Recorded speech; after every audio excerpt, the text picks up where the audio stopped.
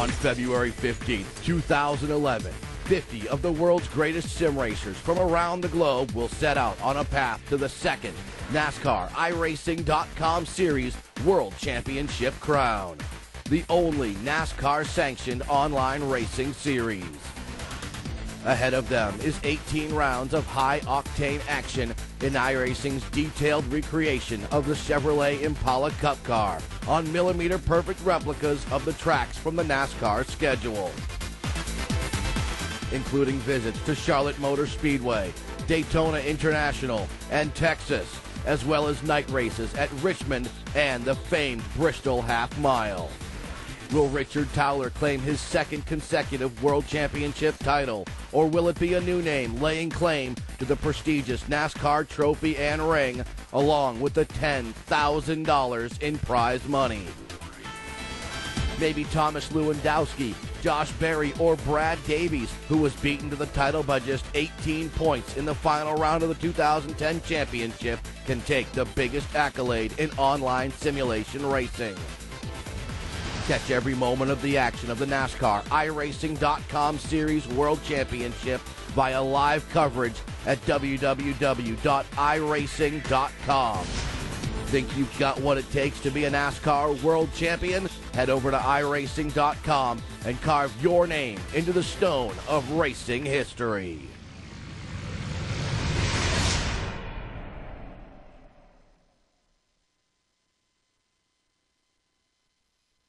We are here for the 2011 NASCAR iRacing.com Series World Championships. Kind of a tongue twister there, isn't it? That is a long title.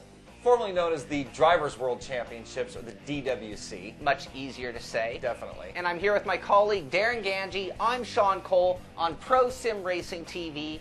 And this is a big deal. Huge deal. Kickoff to the 2011 season, and lots on the line here. Towler, defending champion. Yes, and a lot of money, a lot of prizes. You get called up on stage. Let's go back to the money.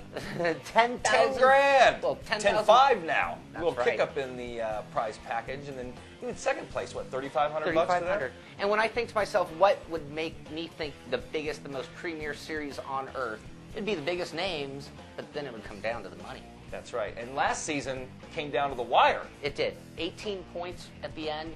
You had a storybook finish. I mean, you went to Charlotte, you had them where Towler had to finish in the top 5 if Davies could win the race and lead the most laps, and he did. And where did Towler finish? Brad Davies, checkers in the air. 3 wins on the season. Davies takes the win at Charlotte Motor Speedway. Derek Wood will take home second spot, but the championship, that'll go to the number 7 of Richard Towler. RT is $10,000 richer. Won the championship, man. So talk about, down to the wire, like Sean said, storybook finish. Wonder if it's going to be like that this season. I hope so. I mean, we got to watch all 18 races, though. I mean, it's a long season. It's kind of a storybook ending. Dale Earnhardt Jr. started the season. This race, as a matter of fact, won it. Yeah. Was looking to be, odds-on favor as a champion, and only ran 9 races because of his other schedule that we all know about. Yep. He didn't make the cut. No, 33rd. That's right. So not in it, which means, I mean, of the top 50, the bottom 20 got dropped at the end of this last season. Yep, and then that means the top 20 from the Pro Series got moved up. So you got some new names. I mean, Steve Sheehan, very long-time veteran sim racer. I've known him for a long time. You got a few other guys who are also into the mix now, like Richie David DeWitts, Ben Sexton, and Chad Coleman. So it should be a pretty interesting season. Yeah, it's going to change things. I mean, again, so much at stake. So many races determining who's going to be the champion at the long, long season. Well, and Davies is going to be coming out, gunning, and probably pretty bummed that he didn't win that 10 grand last season. Yeah, so close. And I mean, did everything he could at the end. I mean, won the race, led the most laps, but wasn't enough. And it's a big difference. I mean, and then you don't get called up on stage. You don't get the NASCAR champions ring. I mean, hey, second is not always remembered. No. And Towler got all the glory. Speaking of Towler, only Brit, only guy from the UK, or pretty much anybody outside the US in the top what? Top 15. In the top 15, so pretty amazing feat. This guy knocked down all the Americans in what's pretty much our sport as far as racing goes. But great job, Towler, and let's see if you can do it again this season. A lot of guys gunning for you, though. No doubt. He's a marked man. He is definitely a marked man. So that's all in the past. Now let's focus back on today, or the beginning of this entire season. 18 races. Each driver will be able to drop 2 races. And it's over 36 weeks, so they got a race and then a break, a race and then a break. So plenty of time to prepare in between races. Sure. Going to be running every week on a Tuesday, similar to this race. Point structure similar to NASCAR's, and running 50% race distances. Yeah, which works out to be 60, 90 minutes, somewhere in that ballpark. They're running in the Chevy Impala, the NASCAR, the Cup car, the A-class version of it. Thing's a handful. 750 horsepower, 3,450 pounds, and they're not very aerodynamic. So no. Here we are at Daytona, and these things are flying bricks. yeah, no question. And speaking of Daytona, we're here today to kick off the season, like we've been mentioning, and it's the Daytona 250. So we got a little something before we get going, don't we? That's right. We've got Tony Gardner, president of iRacing, with a little message for the drivers and everybody watching. All right. Hi, this is Tony Gardner, president for iRacing.com. Welcome to the 2011 NASCAR iRacing.com Series World Championship. I just want to congratulate all the drivers for making this prestigious series. Wish them good luck. I hope you're all ready for another exciting season, and thanks for watching. All right, so there was Tony Gardner, iRacing president and CFO. Pretty cool message he had for the drivers today. Yeah, it makes you feel like he's really watching. Yeah, and I'm sure he is. And before we get going, we're going to educate you guys a little bit about the qualifying format and how that's going to work today. It's actually, matter of fact, it's going on right now. And top 40 guys, top 40 qualifiers. There's 50 guys in the World Championships. Right. Top 40 qualifiers today make the race. And the other 10? They go home. Packing it on the trailer. Go or go home. And the other way this works, too, is if, let's say, only 39 World Championship drivers show up. Pro Series drivers are eligible to qualify for this race. Right. So the top qualifying Pro Series driver will fill that last spot, making a full field. So I got a feeling that we're going to see all the World Championship drivers going for those spots today. Especially at the first race of the season. So it's going to be pretty cutthroat, and we're going to hand it off to the booth. Right. Daryl, Morley, Nim Cross, who do an incredible job of calling the shots. Yeah, they're really good at it.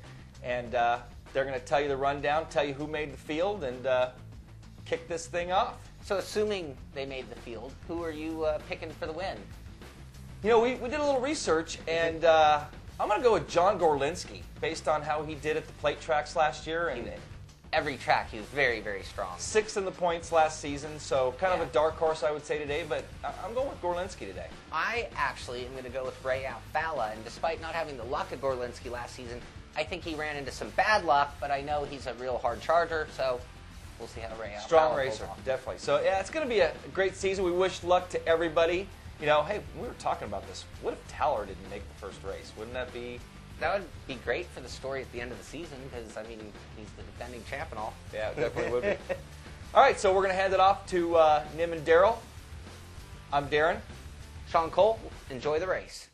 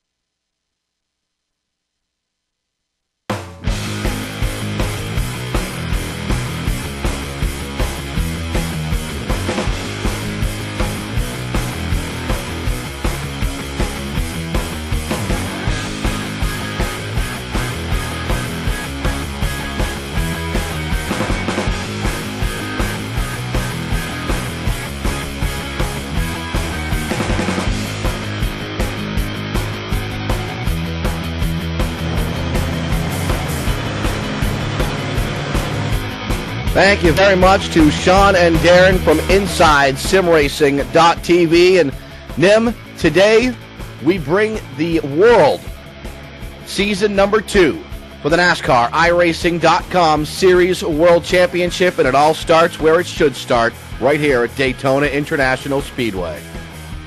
Yeah, very exciting time here tonight. We have the best 40 drivers that iRacing.com has to offer, NASCAR has to offer here at iRacing. We're over 20,000 members, and now we have the best 40 going at it tonight for our 250 miles at Daytona International Speedway. And before we get to that, we do have a very special guest with us, a representative from NASCAR. We spoke to him last year as we awarded a championship and $10,000 to Richard Towler. We have with us Nick Rend. Nick, thank you so much for taking some time out of what we know has to be an extremely busy schedule. No, thanks, guys. Good to be here. Happy New Year to you guys. It's been quite some time since we talked to you last. Having this time to let this whole season, this first season, kind of settle and work its way in, what are your thoughts about the inaugural season? You've had some time to let it all register now. I'll tell you, the inaugural season was great. I don't think it could have gone any better from us. You look at the field of great competitors that we had, the close racing that the series produced, the exciting finishes, the amount of different finishers, the amount of different winners we had, and how the championship came down to just 18 points. Push all that aside, we have a first champion from England. I mean, it was amazing and truly underscored the fact that this is an international series of ours. I don't think it could have gone any better, and 2011's got a lot to live up to. Nick, what was it like down in Homestead last year when you crowned all the NASCAR championships, including Richard Towler here from the NASCAR iRacing.com Series World Champion? You know, it was funny because I don't think we all realized it was really happening until we saw Richard. We actually had the opportunity to go out to dinner with Richard before we took him to the track, and when you finally see the guy walk in on what had to be a completely brutal trip coming from England over to Miami, first time in the U.S., you know, the guy's tired, excited, stressed, happy. I mean, mixed emotions. It was great to meet him finally. It was a great way to finally bring everything to fruition out at the track, where we were able to present him with his trophy, his check, his ring, do a press conference. It was really cool. It was really to see. It was really great to see firsthand. To be a part of it was awesome. Nick, let's talk about NASCAR's involvement, where it's not just, okay, you can use the name, now leave us alone. NASCAR is heavily involved in this series and within iRacing as a group as well, aren't you? Yeah, we sure are. We have, everything from weekly calls to talk about the product developments, things that are happening in real time in our competition department and how we bring those things into this product. It's truly living and breathing week in, week out basis. It's not just a branded deal. It's a part of our family of series.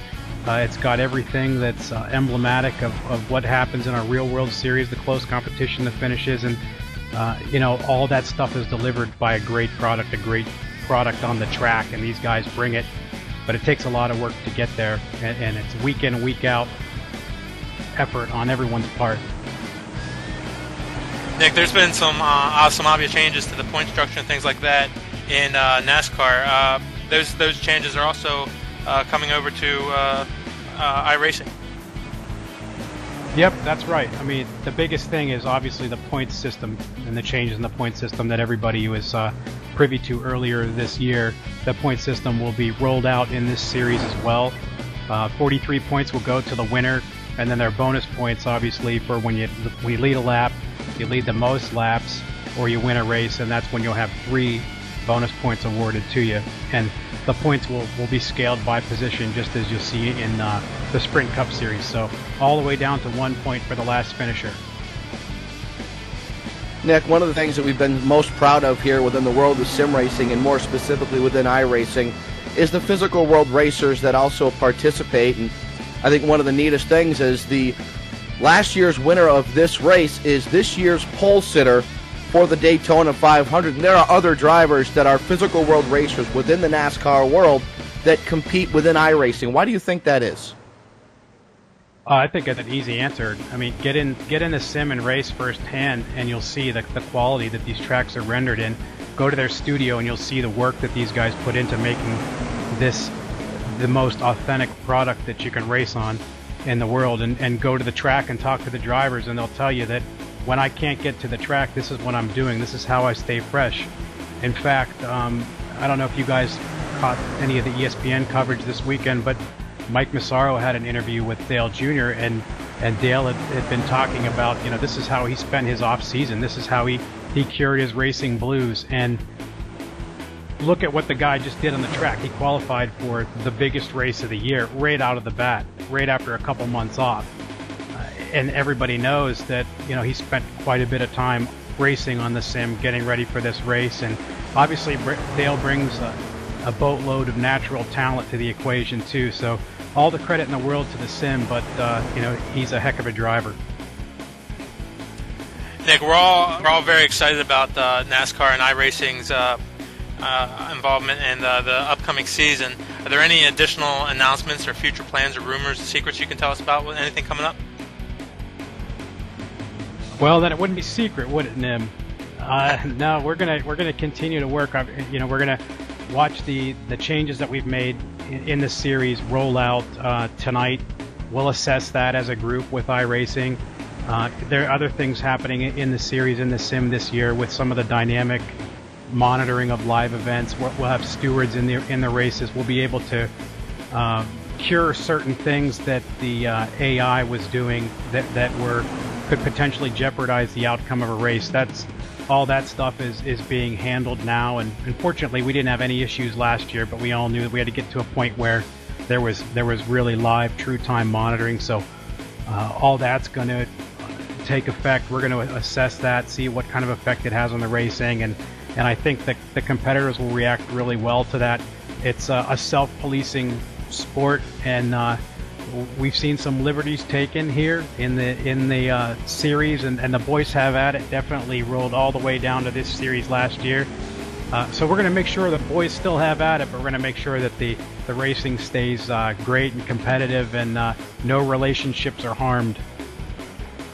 Well, Nick, before we let you go, we know what we saw in 2010. We know what we individually expect for 2011. What are you looking forward to, or what do you expect for 2011?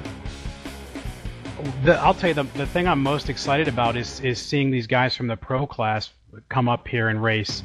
I think Richie Davidowitz, the guy that won the pro series, I think he's going to be a force in this series, and some of the other guys that are hungry to compete at this level and are seeing the cash and seeing what we're doing, how we're recognizing this as a true champion of NASCAR.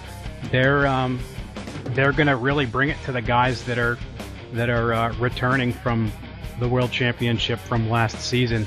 I'm really interested to see how that's going to play out on the track. That's honestly what I'm pumped about this year, is to see the kind of the influx of new competitors and see how the community continues to grow. Nick, before we let you go, we want to kind of make you our honorary Grand Marshal. If you could give that command, would you, buddy? All right, gentlemen, start your engines.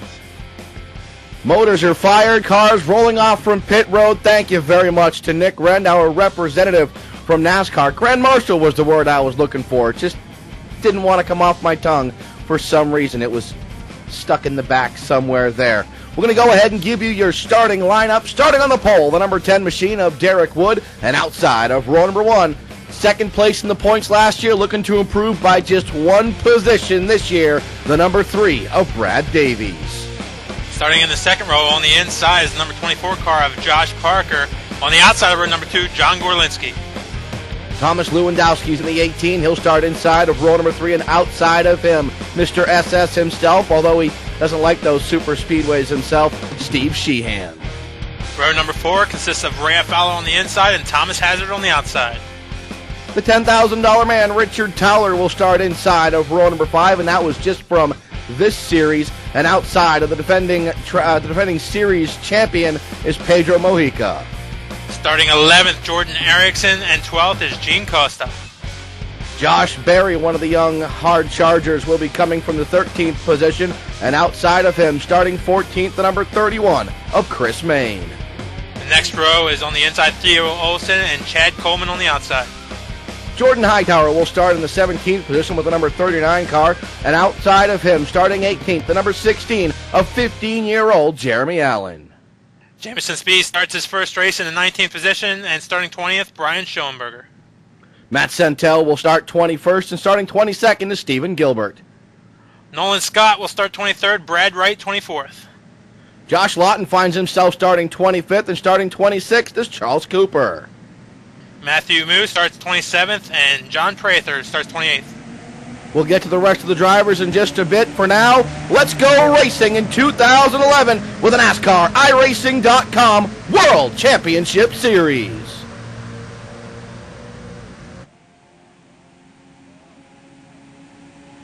Derek Wood leads them down in the corner number 1. They're double wide back in about 5th position. Everybody trying to get sorted out right now and trying to get single file, get off to a safe race. They all get single file. A couple drivers thinking about going to the high side. One driver all the way down underneath the yellow line. We should let our viewers know it is legal to go underneath that yellow line as long as you do not advance your position.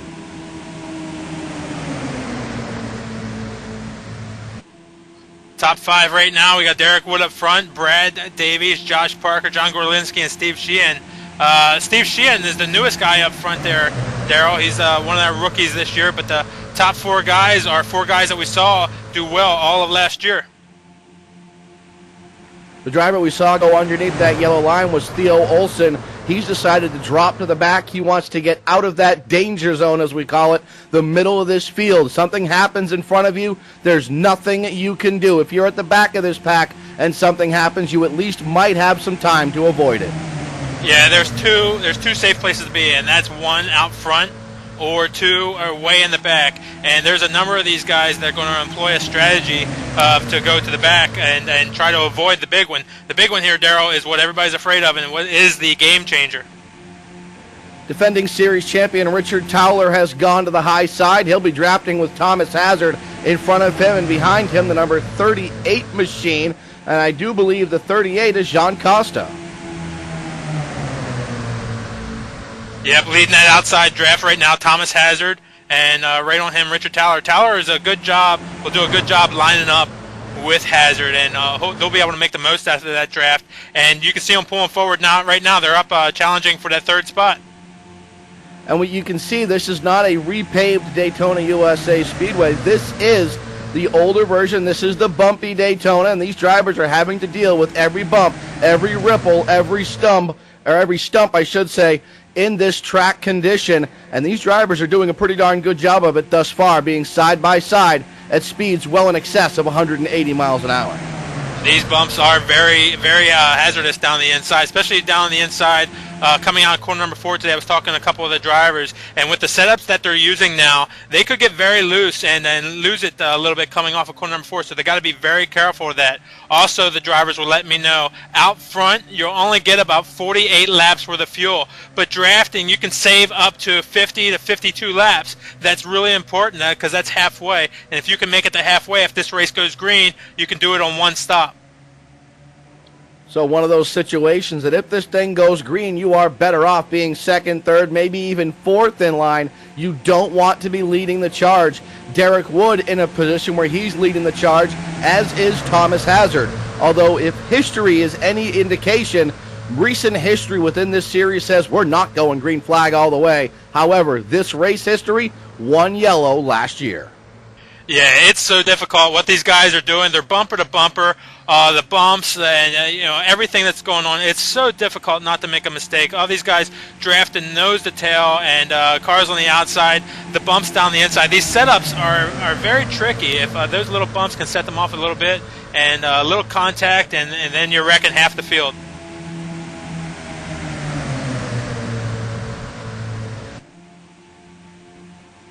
One of our drivers on the move is one of our newest drivers in the series, the number 11 car of Richie Davidowitz. That's a driver that I've said watch out for. He's part of the main Performance PC sponsored team, as Davidowitz has looked to the middle several times trying to make up as many spots as he can. He knows he's in that danger zone, Nim. He knows he's in that spot where bad things can happen to good people, and he wants to get out of there as quickly as he can.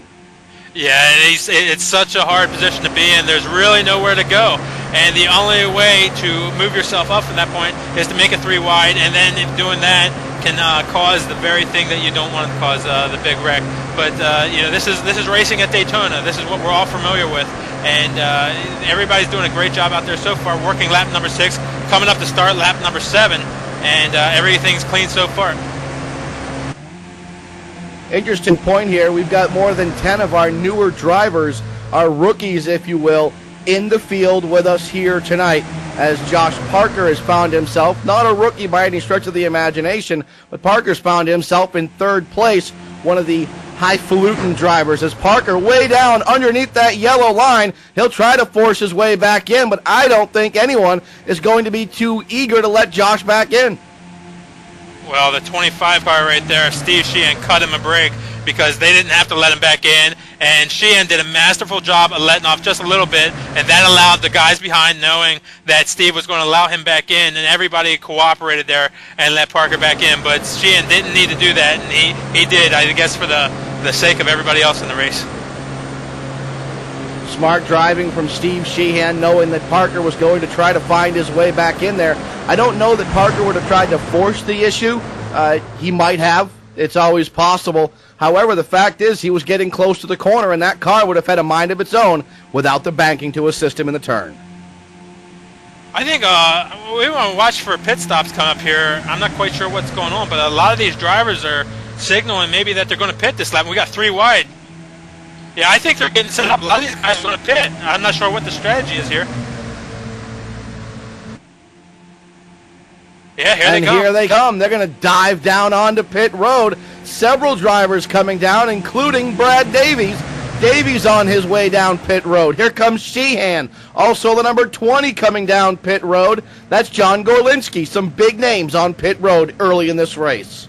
Yeah, the only thing I can figure is that these guys were going to have to do 2 stops. Whether their setup, whatever their tuning that they've done, they were going to need 2 stops. And what can happen here is you can make a pit stop and get back out without losing a lap. And you can see all of them just topped off on fuel. They didn't take tires or anything like that. So they're going to get back out and they're going to draft and they're going to be able to stay on the lead lap. And I think what this is going to do, if there's a caution early or anything like that, that these guys will be able to stay in draft and then be the leaders the next time the caution comes out. Interesting. And it's not that bad of a strategy, in my opinion, in my humble opinion. It also gets them out of that danger zone, gets them away from any potential problems that might be the reason for that yellow flag. Gives them plenty of opportunity to adjust, and if we do go green flag all the way, I think everyone's looking at a 2-stop race anyways. Yeah, that's pretty interesting move, and it very well may have been just to get out of the big pack. But they got their own pretty big pack going on themselves. But they probably all talked about this, and they'll all work together real well, and hopefully avoid the big one. I think that's what it's all about. But right now we have Thomas Hazard out front, Richard Towler, our 2010 Series champion, running second.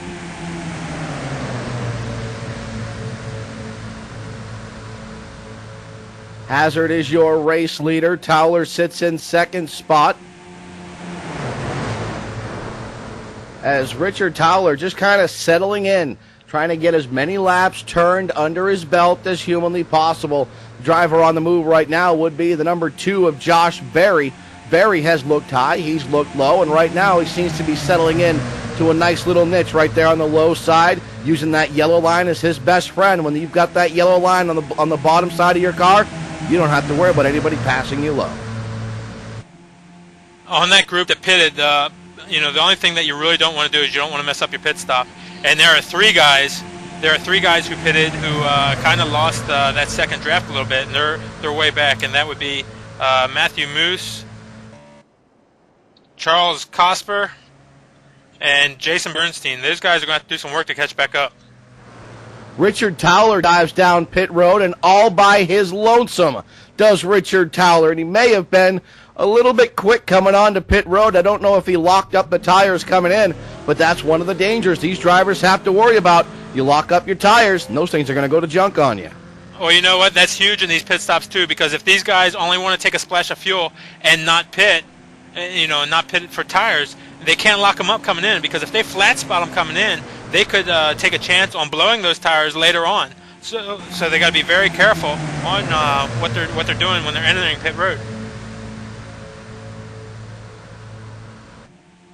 Side by side up at the front of this field for third and fourth position, we can see Barry on the inside, and on the outside, Jordan Erickson. Barry getting a good push from, we'll double check here, looks like the number 9 of Ray Alfala, Jeremy Allen, up on the high side. Towler comes out and joins the field, and I believe he's going to miss the draft on that second pack. I'm not sure if he's going to be able to hold on to that, but if he can't do it, he's going to fall back to that third pack.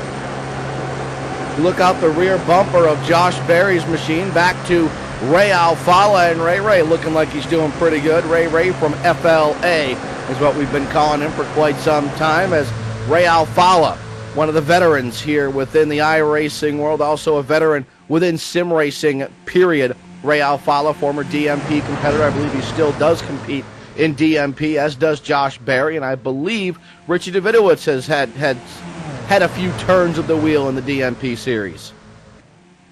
Oh, we got the 14 car down the inside again. Is that Parker? Oh, no, that's Jamison Spieth. Spieth down to the inside, and he'll find room back into this racetrack, and I believe that was Jordan Hightower that left him the room to get in. Yep. Jesse Atchison is working the middle right now. He's got the 36 car of Matt Santel stuck up on the high side. 36 did scrape the wall a little bit coming out of the corner number 4, but he'll be let back in. But Jesse Atchison make it 3 wide through the middle, sending Matt Santel back a couple spots.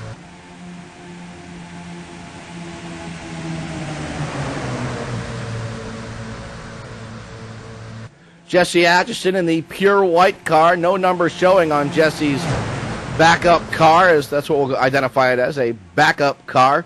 Jesse trying to play some games with the broadcasters here in 2011. Speaking of 11, Richie Davidowitz, the 11 car, is up to 11th position and still charging.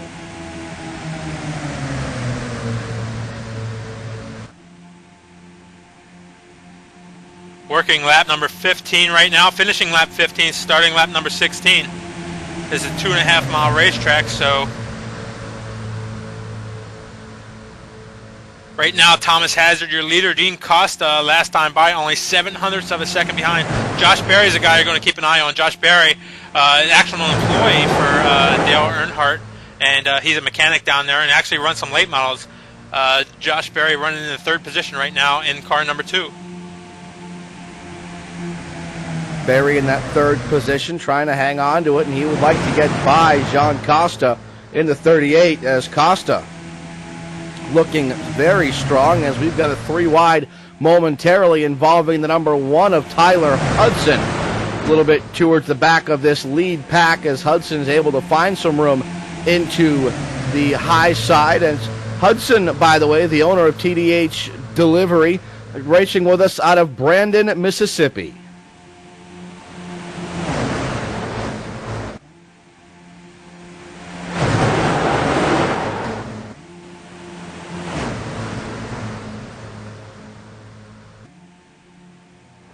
Yeah, update on Richard Towler, your defending champion. He did find himself some drafting partners.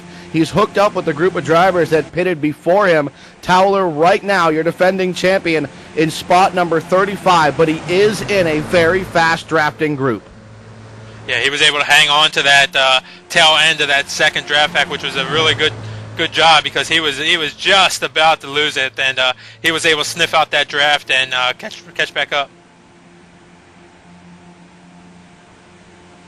I'm watching these cars bounce and shake their way around Daytona International Speedway, and I'm wondering how they're able to keep these things looking as smooth as they are. I know how rough and how abrasive this surface is, and how this surface can just be an absolute nightmare. Handling is at an absolute premium right now.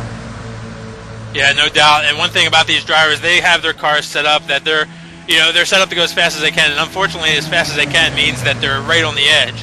And going over these bumps is very unsettling to all these drivers, and to have all these cars all around you, and you don't want to be the guy that causes the big one. You just got to be very careful. And this is not easy per se. And by itself it could be easy, but with all these cars around you, it's definitely not easy, and it's very white knuckle right now. And even white knuckle, we can almost identify the drivers that are trying to settle in, trying to turn some laps. The ones that are trying to settle in and turn some laps are those within the top 10, maybe even the top 15. These drivers are smart enough to know they're not going to win the race here on lap number 19. They can sure as heck lose it, though. Yep, this is a 100-lap race, and we are only working lap number 19 right now. And if you're unfamiliar with a little bit what's going on here, this is the NASCAR iRacing.com Series World Championship, and all these drivers are racing at home from their home computers and at their desk or wherever they have their computer set up, and they have a steering wheel and pedal set up, and they are members at iRacing.com, and they are taking part in the competition that you see here. This is real world racing to them, and this is what they live for and what they work hard to do every day. And if you want to be a part, just visit iRacing.com, and you too could be racing NASCAR cars at Daytona. This weekend we have NASCAR's and iRacing's Daytona 500, Saturday at 5 o'clock. You could take part.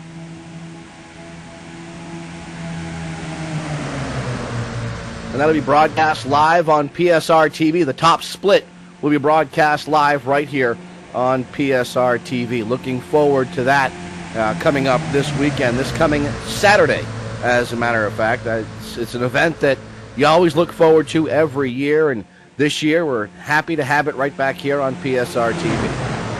You know what, if you're a fan of NASCAR racing and you love the Daytona 500 and you want to really get a taste of what it's like to drive in a Daytona 500, you will get a taste if you take part in the NASCAR iRacing.com Daytona 500 races this weekend. You get the feel what it's like to concentrate for 3 hours straight, pit stops and all that good stuff. It's certainly not easy what these guys are out there doing today, and very competitive.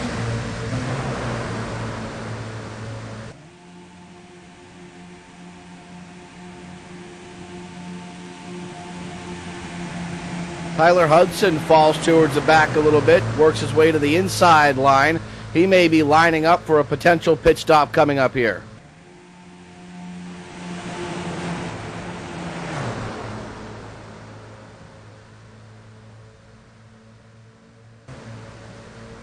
A couple cars getting sorted out in the back. They're either, I don't see any signals that anybody's pitting yet, right? Maybe they're just getting sorted out and then trying to just be careful right now. 22 laps into this race, still a long way to go.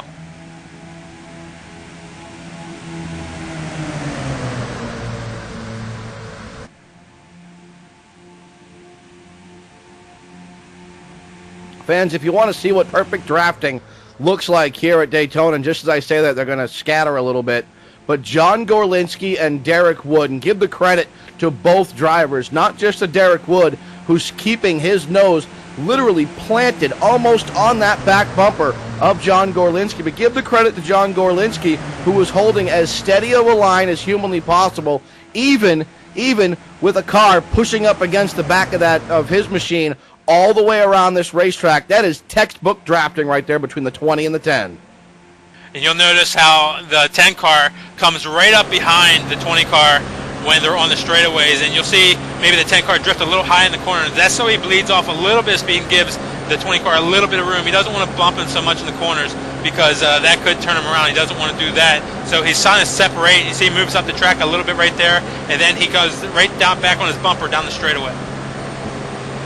And he'll literally push him down the straightaway. A little bit of bump drafting going on, but very gentle bump drafting. This is the kind of bump draft that, heck, maybe I could control that. No, I couldn't. Yeah, it's very difficult. And even if you're the leader, somebody pushing on your rear bumper like that, it's so unsettling as they're coming up on a slower car right now. They'll probably draft by to his inside. But last time by, 32.5 seconds behind the leaders. This time, 32.3 seconds. So that expertise driving right there picked them up 0.2 that lap. Deryl, they're going to need a long time to catch back up. And that 26 is Stephen Gilbert. He's now showing us 8 laps down. Not his night, but he's not going to give up. No quit in Stephen Gilbert. You look out the rear bumper of the number 20 machine. That is, we'll double check. I don't want to misidentify any of our racers. The number 20 is John Gorlinski. You look out his rear bumper and you see nothing but front bumper from time to time, and that's Derek Woodall over the back bumper of him. We were just talking about those two drivers doing such a masterful job at drafting, and what this is doing them is it's helping the entire second pack, and that second pack is slowly but surely tracking down that lead group. And you know what happens is, even though these guys are lapping, just a couple tenths faster per lap than the lead pack, the lead pack's going to have to pit here, within the 20 to 25 laps. When they do pit, even though the second pack back there is running faster, that's going to put them out in front of one of these guys when they come back out. So it's all a real chess game that's going on right here, and we're going to have to see who plays out and what strategy works. And here's the thing, if that lead group can make it to lap 51, 52, this strategy will not pan out for the second pack. If they don't, you know what? It's going to work out quite well for the second pack. Battle for the top spot. They're side by side, 2 lanes wide, working their way through turns 3 and 4 here at Daytona. Hazard working the inside, and on the outside, the 37 of Ericsson. Ericsson's got Jeremy Allen right on his rear bumper, and Allen doing a great job pushing, and it looks like he did it. He got Ericsson right up front, and that's due to the great drafting job that Jeremy Allen did, put Jordan Ericsson right up front. Jordan Ericsson out of Bismarck, North Dakota, the graphic designer, 22 years of age. His other interests include golf and photography. I think he's doing quite well up at the front as he draws himself into the number 1 position. Yeah, that move right there is big, and Jordan, you might have said, well, why is he not up top helping out Jeremy anymore? And you get out front and you get a chance to take the lead and get down to that inside line, you have to take it. And Jeremy knows that, and that's what Jeremy did, is to push him there. Now Jeremy needs the 33 car, a Chad Coleman, to get right up behind him and push him, just like Jeremy pushed Jordan Ericsson, to take that spot away from Jordan. And Jeremy Allen, by the way, the youngest driver in our field. Jeremy Allen, just 15 years of age.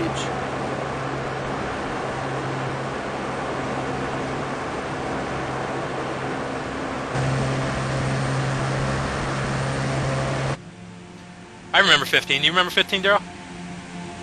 I vaguely remember 15. It was 20 years ago for me, so 15 is a little bit of a blur for me, but I do remember some of 15. Jeremy Allen will remember 15 for his entire life if he's able to win the opening round of the NASCAR iRacing.com Series World Championship right here live on PSR TV. He will remember it forever.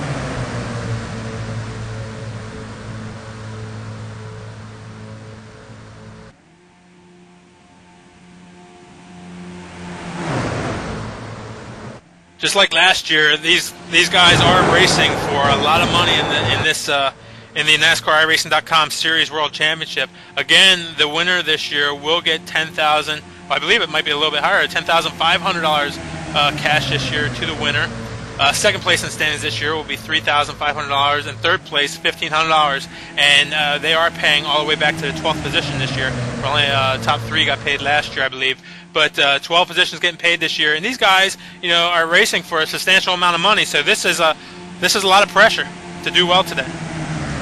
And I think the pressure is higher this year than it was last year, Nim, because there were drivers last year and there were viewers and fans last year that said, you know what, I don't think they're going to pay it out. I think that they're going to have some excuse. They'll make it iRacing credits, whatever the thought process was.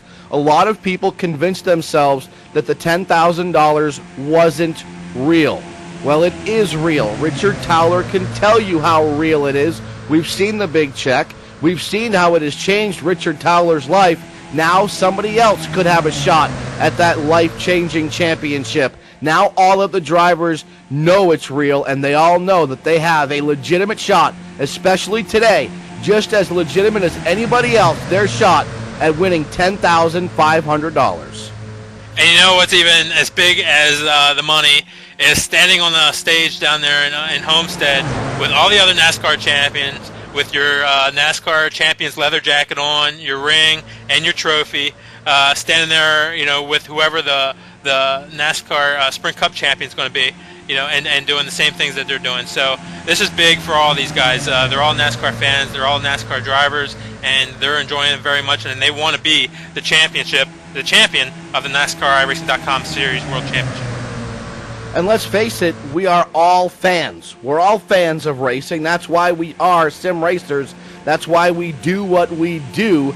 And how cool is it to know that if you win this championship, you're going to get to spend some time with your heroes, because that's what these racers are to a lot of race fans, is their heroes. So you're going to get to spend some time with the people that you love to watch what they do. And guess what? Whether you believe it or not, whether you understand it or not, whether it's fully sunk in or not, a lot of those people that you love to watch do what they do, they tune in every week or every 2 weeks here on PSR TV, and they love to watch what you do. Yeah, and they race here also. So Richard Towler can go down and into the garage and talk to Junior about setups, and they can talk about driving, and can talk about different things that they did on the track. And they all do it, and they have fun enjoying talking sim racing and real racing, and everybody here has a lot of respect for what these guys are doing. So it's going to be fun going through this season and seeing how this championship works out. Oh, trouble! Davidowitz involved, the number 11 car, several machines involved, and we will have our first yellow flag of the evening. Big difficulties in turns 1 and 2 here at Daytona. Big wreck. Yeah, Brad Wright's involved and a number of other cars. We'll have to get the replay going and see what happened here. Looks like it started with the car 36. In the books. Yeah, it started with car 36. Got up into the outside wall, came down across the nose of other machines, and then all hell breaks loose. And unfortunately, a lot of good drivers involved in this, including my preseason pick, and I will keep him as my preseason pick to win this championship, or at least be a top 3 to a top 5 contender, Richie Davidowitz. Yeah, it looks like the end of the night for Justin Lowry. Also involved the 27 car of Jason Anderson. The 14 car, I believe that's Jamison Spies is involved. Brad Wright, we already talked about in the 15 car. The 11 car of Davidowitz had a very, very hard hit.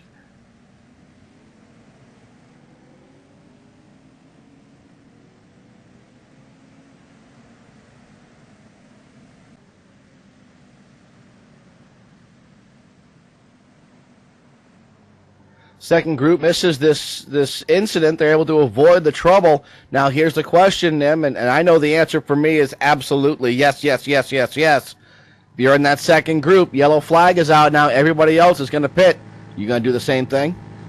I think you have to. They pitted probably about, I guess it was about lap 7 or 8, somewhere between there. So we've gone a significant ways. We're on lap number, 34 right now. If they didn't pit, they would have to pit within 20 laps. I think that their strategy paid off. They escaped the big one. There's still a lot of cars out there, so the big one can still happen. They still will need one more stop before the end of this race. So they still might have some type of strategy to stay in the back and ride, but I believe that they're going to have to pit. Maybe not. These guys have already shook it up a little bit. We'll see what they do.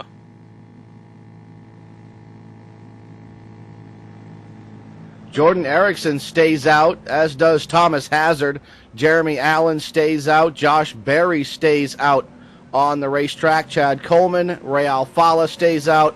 Pedro Mojica stays out. Patrick Fogel, Jordan Hightower, Brad Wright, Tyler Hudson, Nolan Scott, Richie Davidowitz, John Gorlinski, Derek Wood, Brad Davies, Steve Sheehan, Josh Parker, Thomas Lewandowski, Chris Main, Richard Towler, Josh Connors, Stephen Gilbert, which Stephen cannot pit yet. Jean Costa stays out, and I believe Jean Costa's coming out now. I apologize. Jean Costa coming out of pit road. He's our first driver that made a pit stop.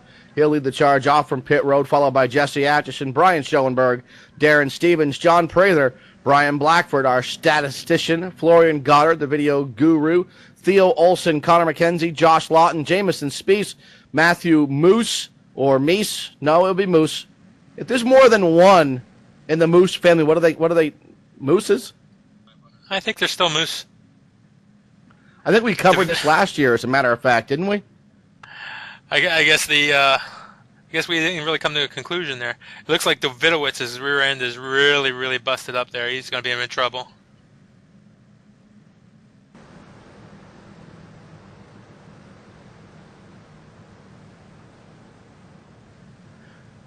Fans, don't forget, coming up this Saturday, the iRacing.com Daytona 500, the NASCAR iRacing.com Daytona 500, your opportunity to compete in your very own Daytona 500. Now, the top split will be broadcasted live on PSR TV, but Nim, it's not just the top split that gets to race. There's going to be a whole bunch of 500s going on this Saturday. That's right. I think last year we had over 1,000 people racing this race, and we had many, many splits. And how the fields are split is due to qualifying, and the fastest guys will start in the top split, and then those who don't qualify will be sorted by I rating. And everybody will get a chance to race, and they will race with people that they are competitive with, and they will have a 500-mile race, and they will have to choose their strategies and pit stops, and they will get a new understanding of what it's like to drive 500 miles here at Daytona. Could be absolutely brutal. Now, somebody out there watching that maybe doesn't yet have the iRacing software, Nim, how do they do it? Oh, it's real easy. You go to iRacing.com, and you see a special that we're running right now. It's buy one, get 3 free. So if you sign up for 1 month right now, you'll get 3 months free. So for basically $4 a month, you'll be able to try the premier online racing simulation that there is. And it's not only about oval racing. We have a great set of road racing also. We have 22 of the world's finest cars. They're all officially licensed and authentically reproduced. And we have 45 of the world's finest racetracks that are all laser scanned and reproduced down to the millimeter, 1 millimeter accuracy.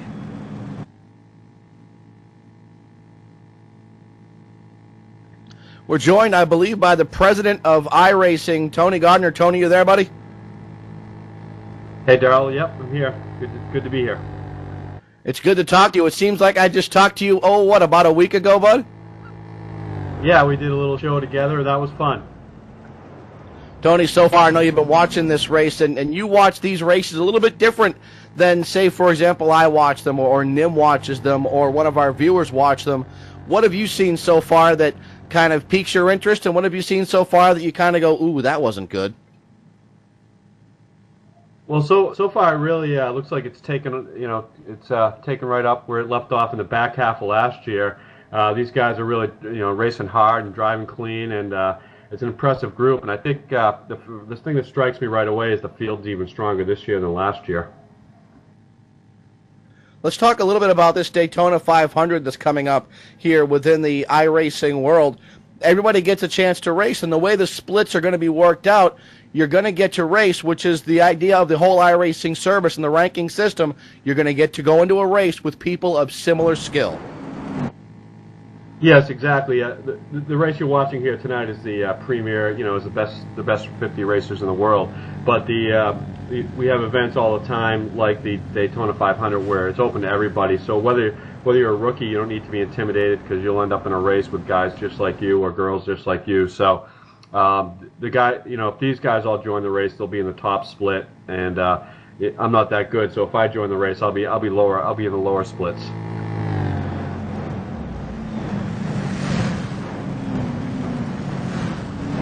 Tony, we're just about set to go back to green. What are you looking forward to for the rest of this one?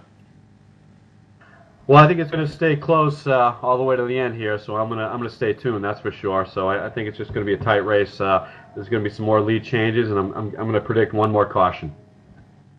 Tony, thank you so much for spending some time with us. Maybe we'll get a chance to talk to you later on. All right, Daryl. Thank you.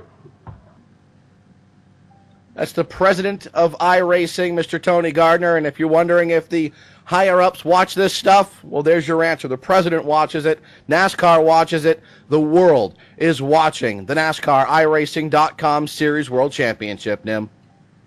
Drivers involved in the last wreck that we have Laughlin involved, Hightower, Anderson, Davidowitz, Centel, Wright, Scott, Spies, and Lowry all involved in that last caution. So a number of drivers out there out of the race or with heavy damage. Looks like Santel and Lowry are the ones that are retired at the moment. Possibly Coleman, Laughlin, and Anderson as the pace car leaves, and we're back under green. Back under green flag conditions and a little bit slow start for Thomas Hazard. Josh Berry comes up, gives him a little bit of shove, says, "Come on, Thomas, let's go, buddy." Berry trying to get down to the inside line, and he does so before turns 1 and 2. So the first, 8 cars or so now, single file here at Daytona. Jordan Erickson out front, and who is that in the 5 car? It's Thomas Hazard right there. The 2 car, Josh Berry in front of Jeremy Allen. I know those guys are teammates, and they will be doing their best to work their way by. We already saw Jeremy Allen, very good drafter. He pushed Jordan Erickson out front, and I bet you we'll see some point in this draft or this session, Josh Berry going the high side and maybe getting a push from Jeremy again.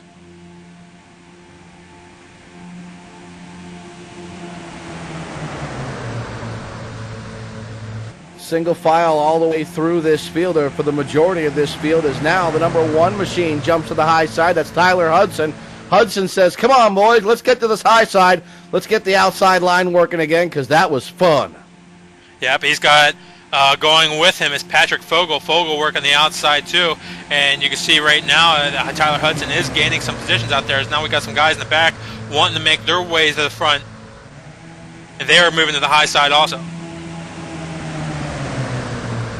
The number 1 of Tyler Hudson on the move, getting a little bit of side draft, I would assume, as Hudson not getting a lot of benefit from the car behind him. That's the number 30. The 30 car is Patrick Fogel. Fogel, part of the movement here on that high side. Not a lot of drivers have taken up that high side, but that high side, they're still making it work. Yeah, I think the guys down the inside right now are just trying to put some laps in, but they're going to be surprised in a few minutes here because there's some guys in the back that aren't willing to wait. They're going to that draft line that you see back there with the Home Depot car. I'm not quite sure who that is yet, but he's back there in that whole train of cars. They're going to be working their way up front here soon, and the guys down the bottom line are going to have to make a decision. Do they move to the outside, or do they hold their position down the inside? I believe they're going to stay to the outside, and the drivers that are on the outside, they're going to stay to the outside. The drivers to the inside will have to really consider a jump to that high side. Fogel, by the way, part of the largest team in NASCAR iRacing.com Series World Championship history, the main performance racing team, no less than, get this, 8 drivers, no less than 8 drivers on this team. Yeah, they are definitely the biggest team, but the USRA team has a number of drivers out there. Wheelman Inc. is another team that includes some other drivers.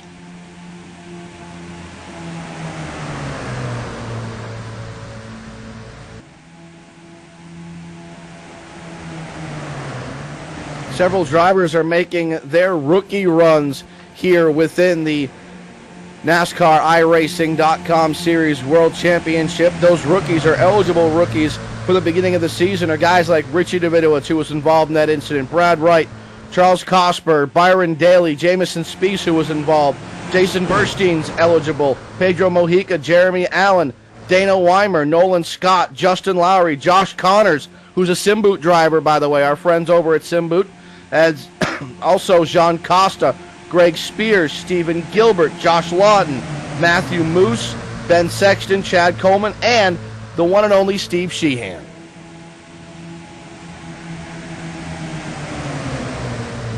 Yep, right now your best, or the highest placed rookie right now is Jeremy Allen in the 5th spot. He's got a real veteran right behind him, Ray Alfala. Alfala giving it a great challenge all season last year. Currently up into actually they're all switching back and forth here. Alfala right now lost a couple of spots that time, 7th. He's back to 7th, but he's right on Jeremy Allen's real bumper. Jeremy Allen, by the way, 15 years of age, is a full-time student in Indianapolis, Indiana. He also enjoys football and console video games. Keep those reflexes quick. We see that Home Depot car, that 38 car of Gene Costa, who was all the way back in this draft line, working his way to the outside. You see that outside line has caught up, and now those guys are working for top 10 positions right now. Last time by, Costa scored in the 12th position. This time by, we'll see how he moves up. Costa scored in the 11th position right now. So those guys on the outside line, all the way back with Atchison pushing also, come all the way up through the field and gain themselves a number of positions. Costa, by the way, lists his profession as an internet entrepreneur, loves working with websites.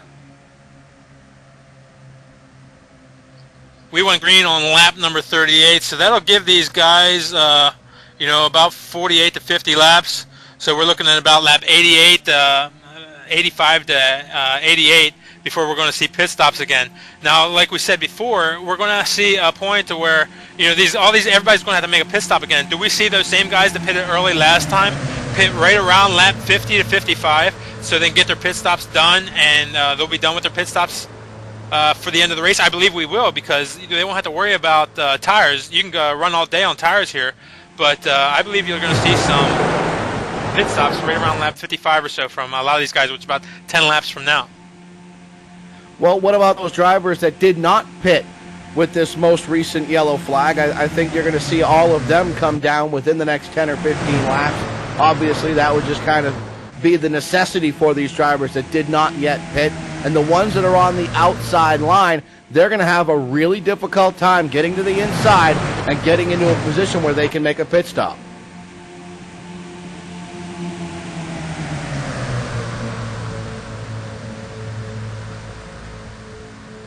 Yeah, it's going to be interesting to see how this plays out. I think all these guys are working to that point, too. They all know there's a group. I bet you it's more than just that group we saw pit early last time. I bet you see a lot of these drivers, if not most of them, pit right around lap 55 or so. Oh, blown engine. Somebody blew up. We've got a blown motor, trying to figure out exactly who it is. Was it Nolan Scott? It was.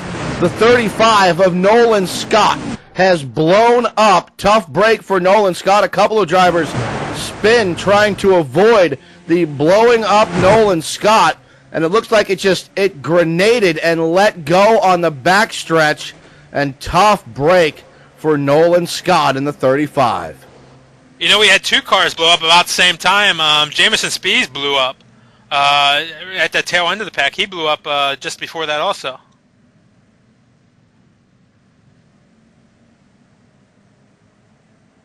Wow, that's scary.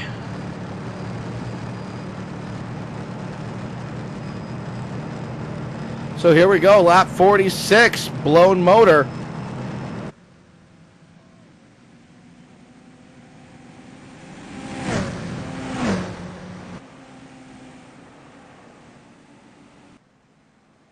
There's probably some damage that Nolan received in that last, and you see everybody scattered as soon as his car it blew up. And Nolan did a decent job. He tried to get out of everybody's way, and he pointed it to the right as quickly as possible to get it up into that outside wall. He did lose control maybe a little bit too abruptly, try to go up there, but he lost control. Nobody else is really damaged upon that other than Spies, who actually had a blown engine there. But those blown engines probably from some damage they took on that first incident.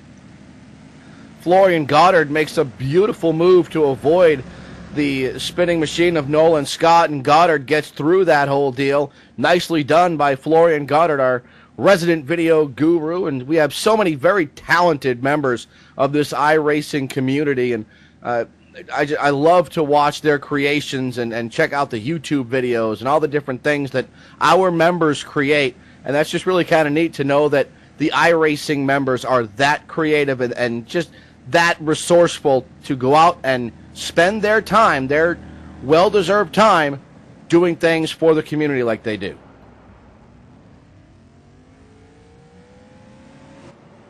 John Gorlinski stays out and assumes the lead. A number of cars, just about everybody else on pit road at the moment. Jordan Erickson, he looks like he's going to get off of pit road first of all the cars at pit. Brian Schoenberg right behind him. Gorlinski stayed out, as did Derek Wood. He stayed out. Then Brad Davies also stayed out. Josh Parker, Steve Sheehan stayed out. Chris Main stayed out. Chad Coleman, Brad Wright stayed out as well. Looks like Atchison's going to lead this charge down coming off from pit road, followed by Brian Schoenberg, the whole Schoenberg, followed by Thomas Hazard, Josh Berry, Tyler Hudson, Jean Costa in the number 38, that Home Depot colored car. Real interesting time here, Daryl, is because right now we're on lap number 48, and this, from when I was talking to some of the drivers earlier today, down in the garage area, this is when a lot of the guys were saying if you save the fuel to the maximum you can, you might be able to make it 52 laps. Well, it's 52 laps from right now, so we might see some guys topping off for some fuel right here at the end of this caution flag, and we might see some guys stay out up front and maybe hope there's a caution later in the race. But real interesting. Do you take fuel now and go the rest of the way and stay out front, or what's your strategy going to be? We're gonna see it play out.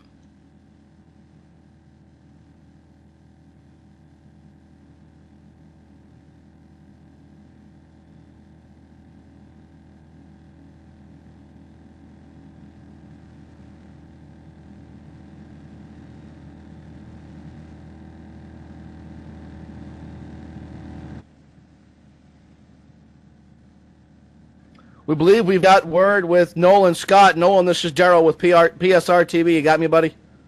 Sure do. Nolan, hated to see the night end like that for you. What do you think brought that motor to a halt? Well, in the caution beforehand, we had that big pile up, and just in the wrong place, the wrong time. Tried to get down the apron, should have come up to the top of the track and let the car slide down, but couldn't get down the apron, so I was forced to go in the center of the track, and they just didn't slide down fast enough, and I pretty much T-boned. I believe it was the 36 car. And, I thought she was going to hang on there for a while because she was in the red. I kept warning people, and, everything was going good there for a while, and then finally it just let go. And unfortunately for you, let go. And usually these things are pretty rock solid. It's hard to kill one of these big Chevys, isn't it? Well, on this new build, it's a little bit easier, but, I wish it was a little bit harder to kill it, that's for sure. Nolan, obviously race number 1 of the series, of the 18-race series, didn't turn out the way you were hoping it would. What are you looking forward to? What are the plans for the rest of this season? Well, I think everybody, even at this point, is ready to get off this super speedway and get to a track where the guys that really are talented can really show that talent. Here everybody was riding around. Really nothing's going to happen substantial until the last 20 laps. I mean, as silly as that may sound, about the only concern we had at that point in the race was getting down in time for our pit stop. In terms for the rest of the season, just want to keep building good cars. We had a good car today. You just want to go to a track where we can run and maybe not have big pile-ups like that, because it's just luck of the draw really at Daytona, So just hope for the best and keep on trucking. That's about all I can say on that. Before we let you go, you've earned the opportunity, unfortunately not the way you wanted to, but shout-out time. Anybody you want to say hello to, friends, teammates, sponsors, family, anybody that might be upset if you don't mention them right now, this is your time, buddy. Well, I want to thank NX Racing, obviously, my team, www.nx-racing.com. Check it out. I want to thank all the guys over at Wheelmen, Tyler Hudson, Byron Daly, Jason Anderson. All those guys help us get these cars together week in, week out. And, that's about it. I think that covered. I don't think anybody's going to be too upset with me right now. There you go. That's Nolan Scott. Tough break for Nolan them, but keeping his chin up, and you know what? He knows that it's a long season, and they got 2 drops. I think this might be one of Nolan's drops. Yeah, and like he said, the restrictor plate races, you can get caught up in a big wreck that's not your fault. And I'm sure Nolan will be happy to get the next race where he can maybe have a little matters in his own hands a little bit more. That out of the race so far, we have Lowry out of the race so far, Santel, Anderson, Hightower, Davidovitz, and Lofton.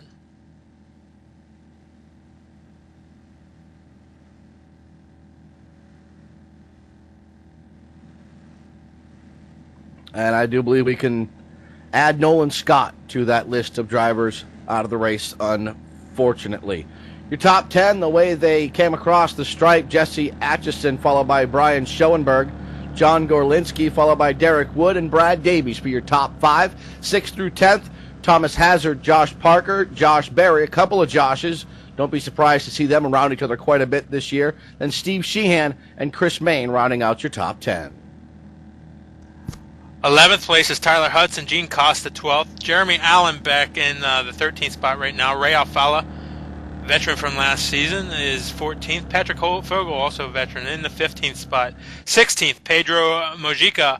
17th, Theo Olson. Connor McKenzie, 18th. 19th, Richard Tyler, our champion, in the 19th position there. And Florian Goddard in 20th.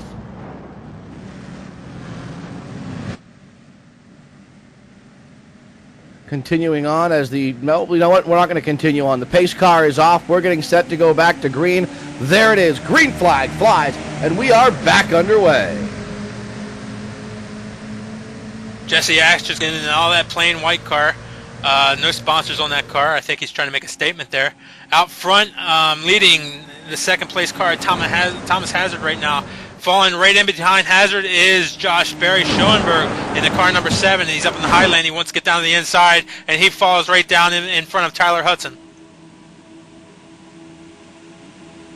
Hudson all over the back bumper now of Brian Schoenberg. Schoenberg will be a guest upcoming in the month of April, I do believe, on Hot Lap Radio. This week's guest, Landon Castle, or next week's guest, we should say, Landon Castle. And yes, we did land the big interview. Dale Earnhardt Jr. will be with us on March 8th. Halfway this time by, the 38 car working the outside lane again. He must like it up there. That's Gene Costa. He works his way up into the 5th position, and working with him right now Jean Costa up on the outside position. The number 9 car, Ray Alfala, moves up behind Mr. Costa and is helping him work in that outside lane. But we've seen Jean Costa. He likes that outside lane. He's been up there all day. Indeed he has, and we've seen it work for him and work quite well. And I think the only way you're going to get by Jesse Atchison is to go to that high side. If you run behind the cars ahead of you, you're not going to pass them. It's simple physics. Pedro Mojica also up on that outside lane. 3 cars working the outside lane. We're in car right now, Ray Alfala, and you can see the rear deck lid. You really can't see a whole lot beyond that on Costa.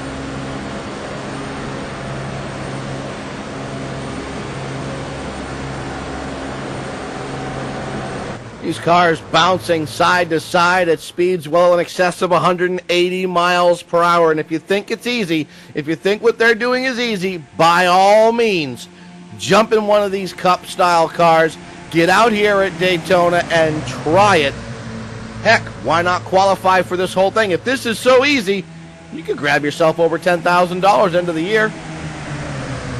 That's right. There is a competition going on right now that is basically our NASCAR A-Class series where it uses these same cars. And there's a competition going on right now to see who's going to be qualified for next season's Pro Series. And then those guys will have an opportunity to move into the series that you see here. So there are many drivers out there working their way up, trying to get into this division. And you know what that means, Daryl, is that all these guys who came to this division and are here right now, they're all great drivers, and it's so hard. The competition in this series is so difficult, and even stronger than last year because of the competition that it took to get here to this season.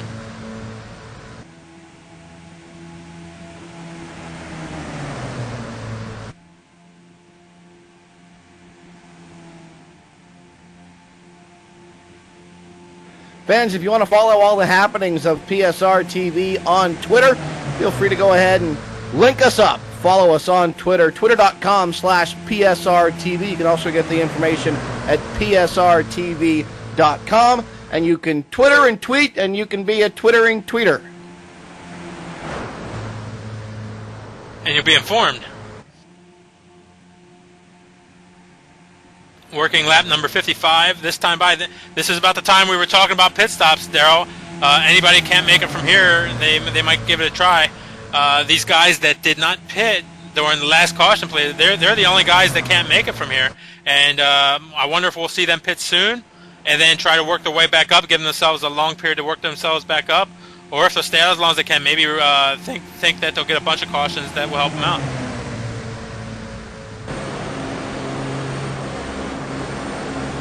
You ride in car with Brian Schoenberg, driver of the number 7 machine. Schoenberg with the third or fourth, make that the fourth position on the inside line. Schoenberg, one of our drivers that has been around for quite some time, knows his way around any of these racetracks. Schoenberg from Moore Park, California. He's also a grocery store employee, and outside of sim racing, his interest, it'll be physical world racing. If it races, Brian's interested in it. If it doesn't race, meh, he doesn't care that much. There's a lot of these guys in these cars that feel the same way. Yeah, if it goes fast, I'm all over it. If it doesn't go fast, I really don't care. I'll watch tricycle racing if they'll broadcast it.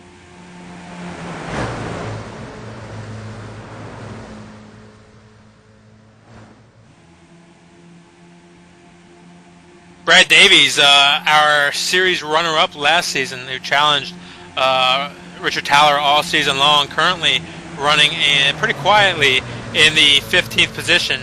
Car number 3 car that you see right there, running in the 15th position right now. He's always been quiet. That's kind of his modus operandi there, Deryl, and he'll be quiet all race long, and then all of a sudden you'll see him at the end of the race.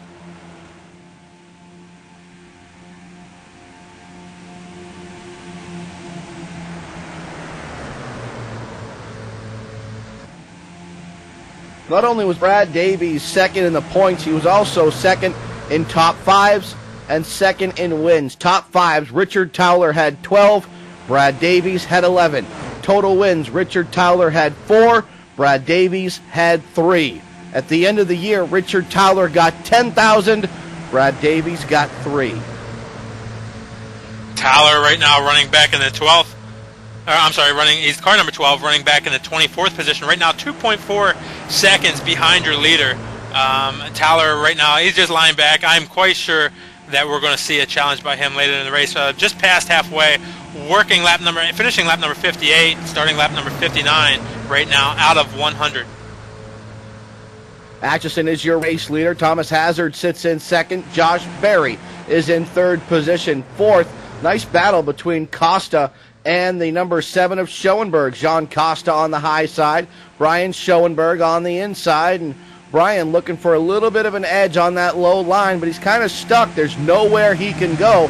Costa has nothing but empty racetrack ahead of him. He can't get down to the inside, but he's got a lot of adjustment room ahead of him, where a guy like Brian Schoenberg, he's stuck. He's stuck in behind the number 2 of Berry, and on his outside, he's got the number 38 of Jean Costa to the inside. That's no man's land. You can't go down there and advance your position. Yeah, that's for me. When as we do every once in a while, Daryl, we get in these cars and try it out. It's so unsettling to be down there. You can't move outside, you can't move inside, and you got one guy right on pushing you on your rear bumper, and you're right on somebody else's rear bumper. These guys are so talented to be able to do this for so long, and it's such a scary thing to do. But I'm sure these guys are a bit better at it than I am.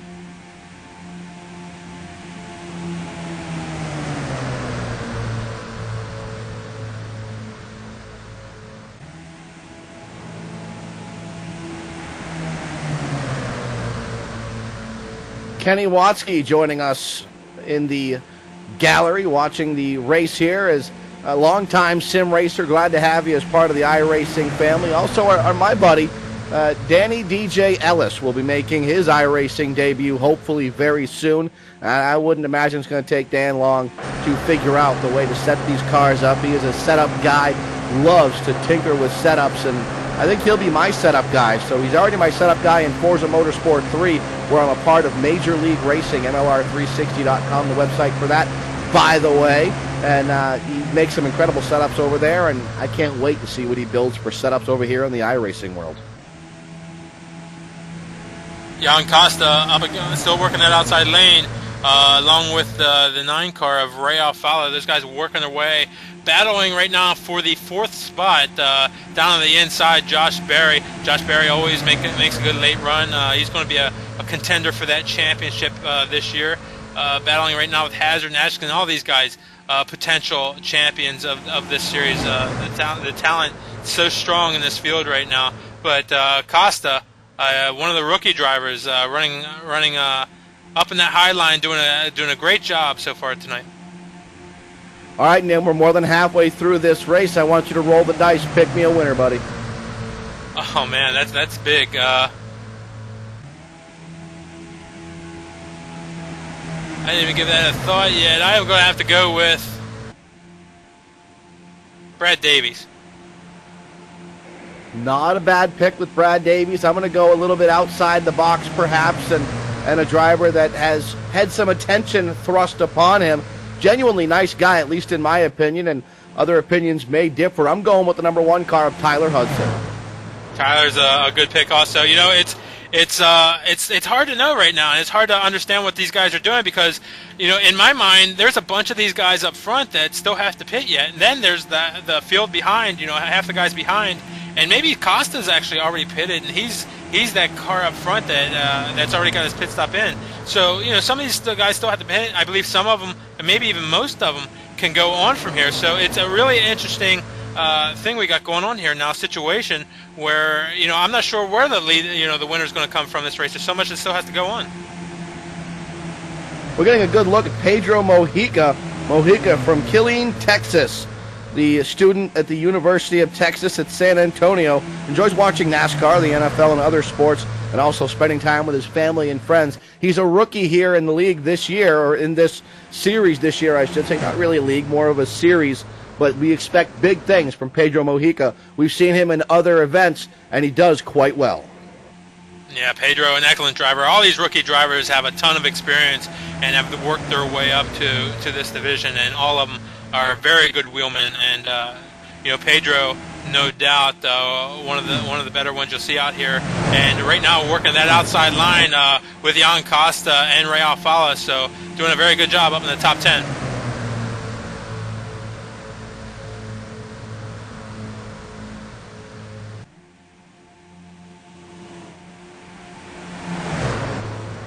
We're going to see if we can't hook up Booth to, unfortunately, garage communications with Jamison Spieth, who unfortunately is out of this one with the blown motor, got involved in the incident at the beginning of this deal, and he's out of this one. Jamison, you there?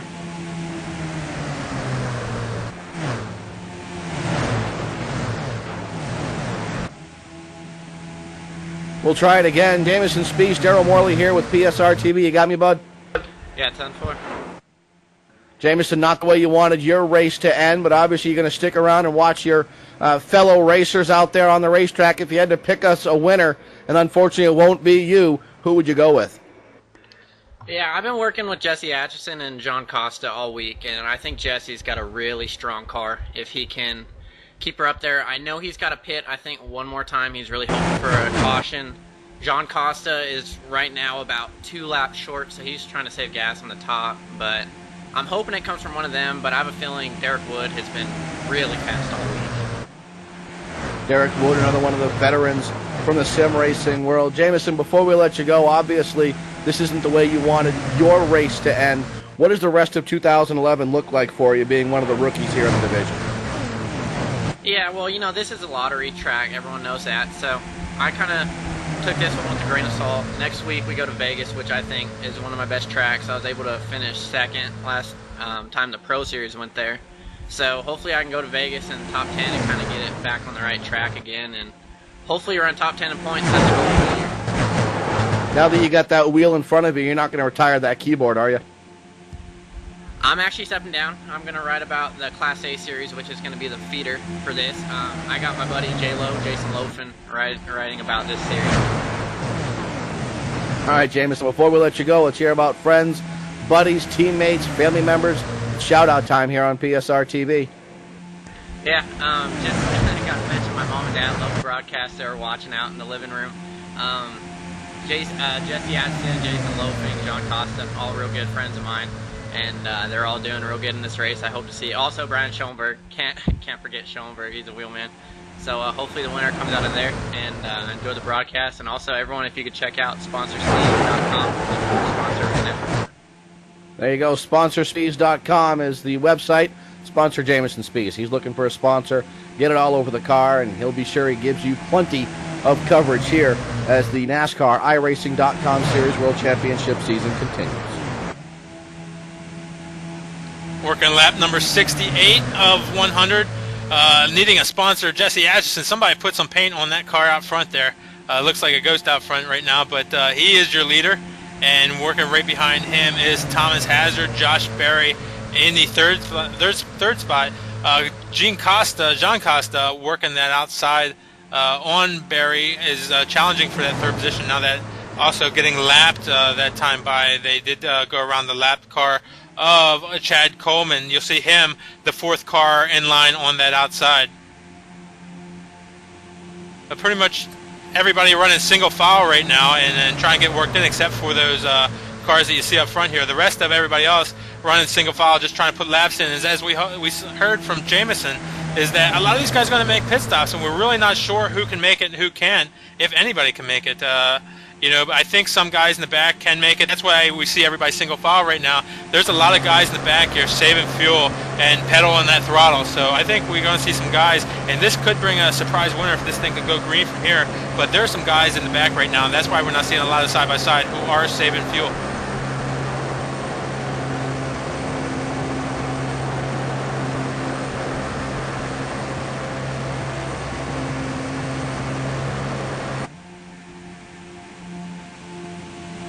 High side has been reduced to 4 cars, 4 competitors on the high side, as John Costa up on the high side. Ray Alfala is up on the high side as well. The number, I believe that's the 28 machine, is up on the high side. That's Pedro Mojica. And also on the high side, the number 33. The 33 on the high side as well. If you're just tuning in, this is the NASCAR iRacing.com Series World Championship, and what you're looking at here is drivers from all over the country and outside of the U.S. racing from their home PCs and in competition together with people from all over the world. Right now, you're seeing our Daytona 250 race. This is in this series, and if you're interested in joining, you can join iRacing.com and check out iRacing.com. And right now we have a special going on. Buy 1 month, get 3 free. So for $12, you can race for 3 months on here and check out iRacing.com just to see if you like it. And you'll be able to download different cars and tracks and take part in starting a rookie series and move your way up to Daytona. This weekend we have our Daytona 500, which you will be able to take part in if you wish. And Daytona 500 this weekend is Saturday at 5 o'clock. So if you want to race at Daytona, come join us for our Daytona 500 at 5 o'clock.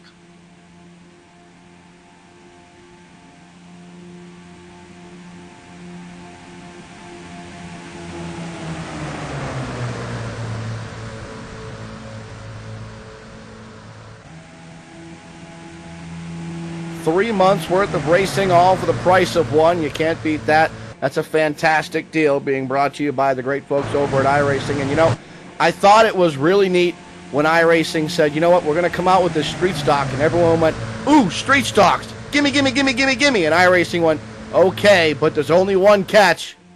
You're not allowed to pay for it. Here's a street stock, have it for free. Oh, by the way, we're going to come out with this new road course car. Everyone, ooh, gimme, gimme, gimme, gimme, gimme. And iRacing went, okay, but the same deal. You can't pay for this one. Here, you can have this one for free as well. iRacing continues to bring things to the sim racing community, to the iRacing community, and Tony Gardner let the cat out of the bag on Hot Lap Radio about a week ago. Heat racing is coming to iRacing soon.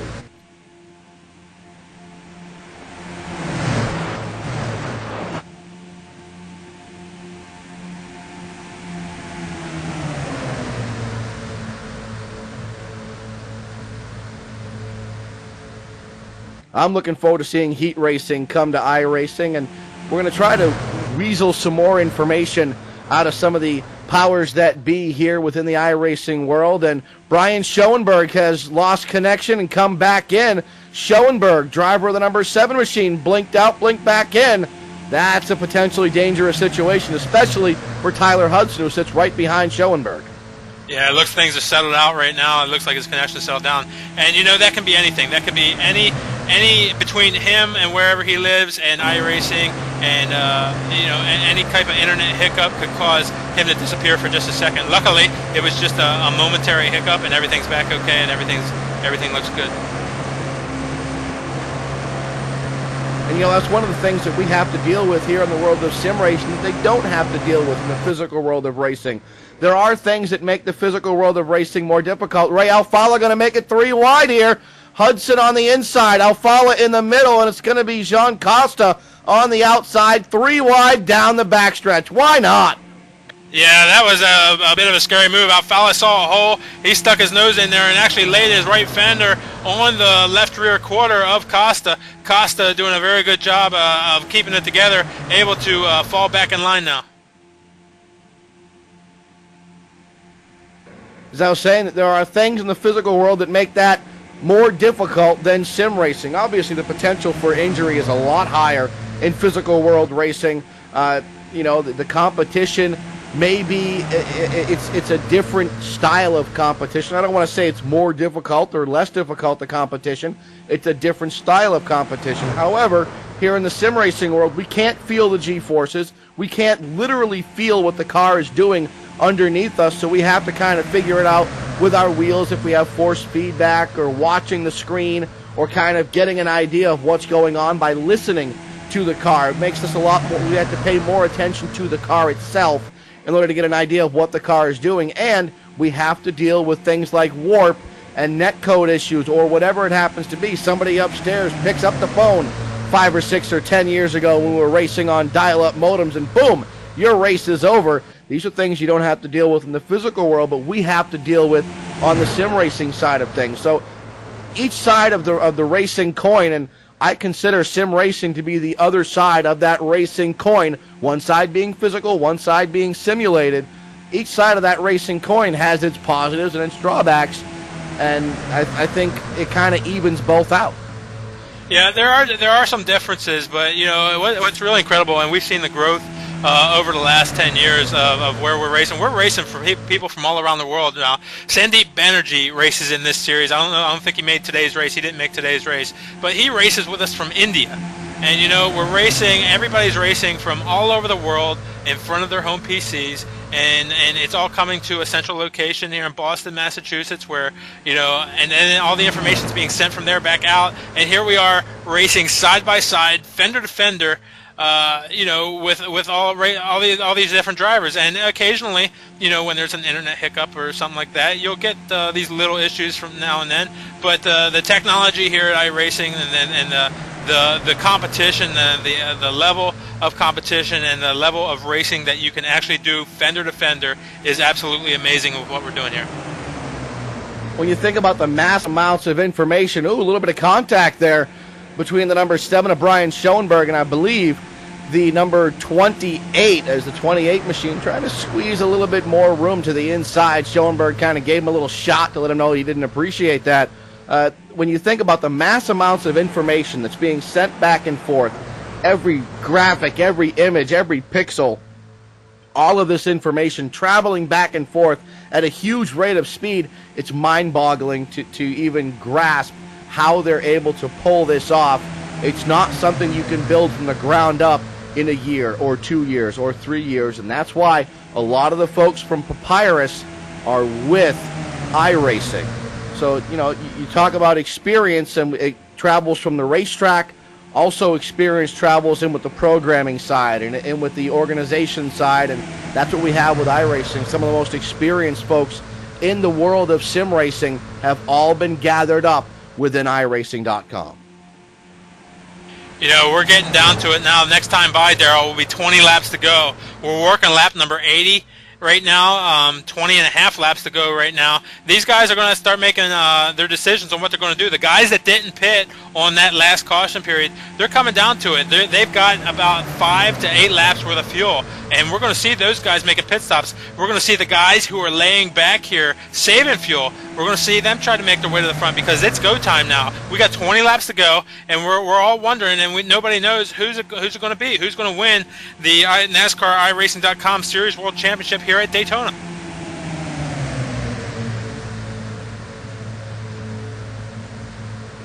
And you know what just dawned on me is we saw Jean Costa kind of get shuffled back on that outside line. That could be a benefit for Costa. He was a driver that we were told was 2 laps short and was trying to save fuel. Leading the charge, you're not going to be able to save fuel. Costa now jumps down to the inside line, a little bit shorter trip around the racetrack. Maybe be able to feather that throttle a little bit and wait for a yellow flag. I don't know if you'll see Costa come down. If you're going to see it, he's going to come down quickly. Sporting a little bit of damage on that 38 as well is John Costa in the Go Joey Go sponsored number 38. Yeah, he was out front for a long time. If he was 2 laps short before, it's going to be tough. Well, maybe he can make it up. We'll have to see. But I'm just thinking that's going to be tough to do. The 28 car, Pedro Mojica, up on the outside there. Very, very loose the last time through corner number 3 and 4, hitting those bumps. These guys getting a little squirrely. They don't want to bring out a caution. A lot of them would like a caution, but they don't want to be the one that brings it out right now.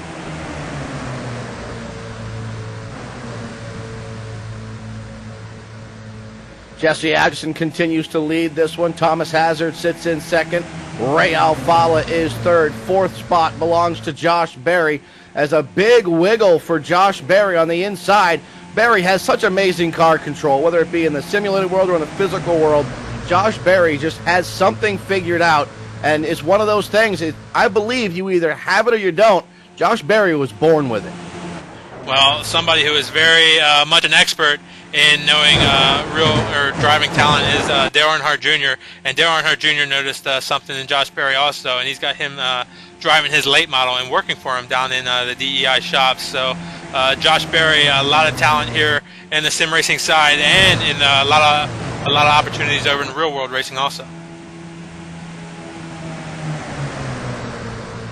Getting close to a battle for this top spot as Ray Alfala pulls that high side line up to almost even with Jesse Atchison. Two guys that have seen each other race and raced each other for quite some time. Alfala will be on the outside line. Atchison will be on the inside line. It's 6 cars, 2 wide, 3 deep up at the front of the field. And we see the outside line now with Alfala up front and Mojica on the outside challenging Atchison for that top spot. So it's been a long time since that outside line has worked its way up there to make that challenge. But now here comes Alfala at the end of the back straightaway. He's out alongside of Atchison as they go to corner number 3. Atchison on the inside, Alfala on the outside. Alfala will be part of the Intel Cup coming to us from Germany in a couple weeks, as will several other drivers. The world's fastest alien, Gregor Hutu, Richard Towler will be involved in that, as will the young standout Jake Sturgis. Everybody behind still single file and trying to save fuel or getting ready for pit stops, whatever they're trying to do. Working lap number 85. The guys that didn't pit, they've only got a couple of laps before they're going to have to pit. Those guys are going to want to be on the inside lane when they make their pit stop. So right now, the way Alfala, Mojica, and as a lap car up there, those guys probably aren't going to pit, because if they were, they would want to be getting down to the inside, and they don't look like they're showing any signs of wanting to get to that inside line.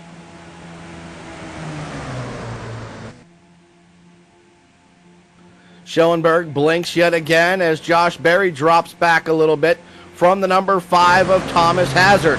Hazard has a good run in the Obuto-sponsored number 5. Hazard right on the back bumper of the number 6 of Jesse Atchison. Atchison, the benefactor of Hazard's good run, as you look out the back bumper of Jesse Atchison back to the Obuto-sponsored number 5 of Thomas Hazard. Hazard giving him one heck of a push down the backstretch. Yeah, Hazard sees that outside line working and having a good run, and Hazard now picks up his game a little bit and starts pushing Atchison a little bit more. Atchison, they touch a little bit squirrely. They got to watch those bumps through 3 and 4, but that last push did a good job. Atchison moves up the track just a little bit. He brings it back down, and outside. Oh! Turned him. As it looked like Atchison was trying to slam the door. And speaking of slam, the 40 car right into the back of Atchison. This will bring out the yellow flag that they needed. Now, was Atchison trying to close the door, or was it just one of those cases of everybody going for the same amount of space at the same time? It looked like Thomas Hazard gave him every inch that he could, Nim.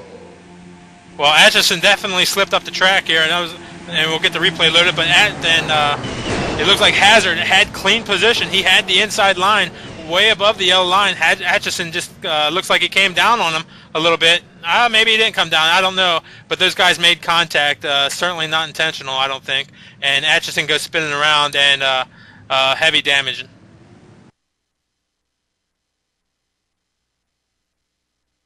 But Hazard did make a good position down the inside line. May have moved up a little bit. I'm not sure. There's some side-by-side contact there.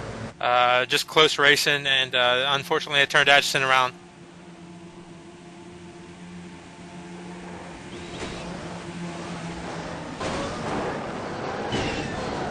The 40 that got caught up in that, Brian Blackford. Tough break for BB Brian Blackford, and that's going to be a stat that he's not going to want to start to track his drivers involved in incidents.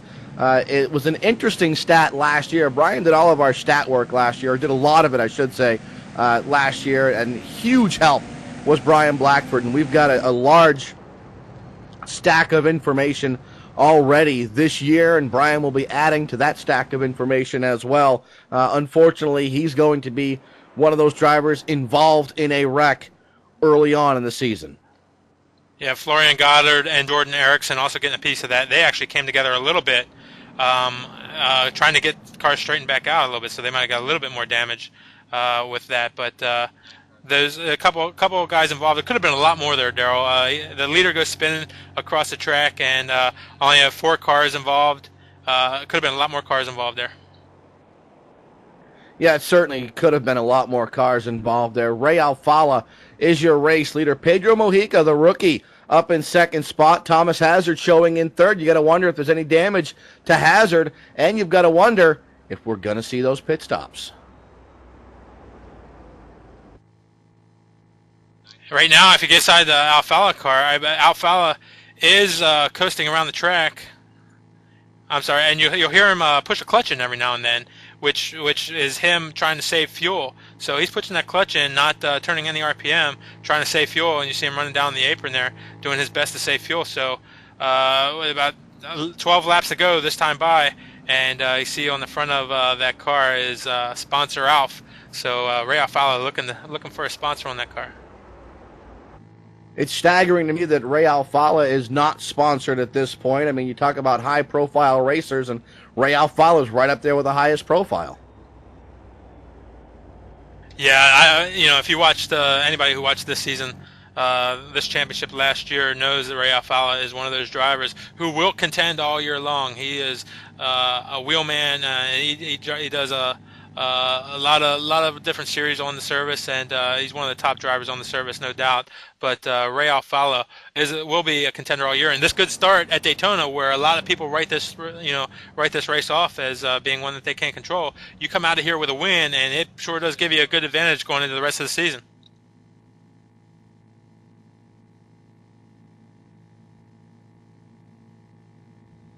You see Alfala right now, there's no sound coming out of that car. He's got the clutch pushed in and saving fuel. I think that's smart for Ray Alfala. If he's a little bit short, it looks like he's going to roll the dice. We'll have less than 10 to go when the green flag flies again. Why not? Save the fuel, roll the dice, and this is one of those things that Ray can do to put this race back into his hands. Lights are still on the safety car. This time by, we'll have 11 laps to go. It looks like probably a 10-lap shootout from here. And Daryl, what do you think is going to happen with 10 laps to go and the Daytona checker flag in sight of these drivers? You ever seen the 11th round of a 12-round heavyweight fight? I think that's what we're about to see is round 11. I don't think it's quite round 12 yet. Round 12 will be lap 98, 99, and 100.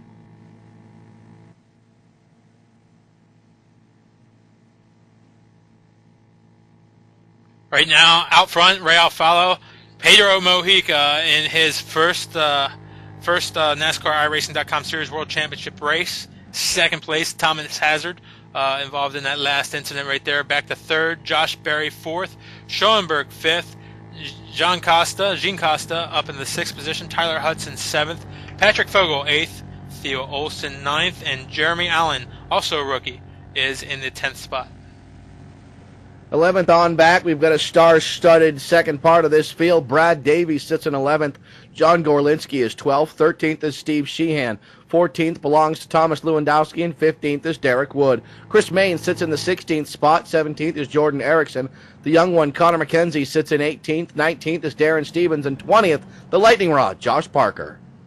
Your champion from last season, the 2010 NASCAR iRacing.com Series World Champion, Richard Thaler, in car number 12, is in the 21st position. Josh Connors, 22nd. Charles Cosper is in the 23rd position. John Prather, 24th. Jason Bernstein, 25th. Matthew Moose in his first race in this series, running 26th. Florian Goddard involved in that last incident, 27th right now. Jesse Atchison, I guess he's seeing if he can get his car repaired or not. He's currently in the 28th spot. Also involved in that last incident, Brian Blackford, 29th. Chad Coleman is in the race, 3 laps down, running in the 30th spot. Stephen Gilbert still 8 laps down as he was earlier on in this race. Those are the final drivers still in contention here. Brad Wright is out. He's in 32nd. 33rd is Jamison Spieth, followed by Nolan Scott, Joshua Lawton, Richie Davidowicz, Jordan Hightower, Jason Anderson, Matt Santel, and Justin Lowry. Those are the drivers that are out of this race, and that is your complete field rundown here on PSR TV.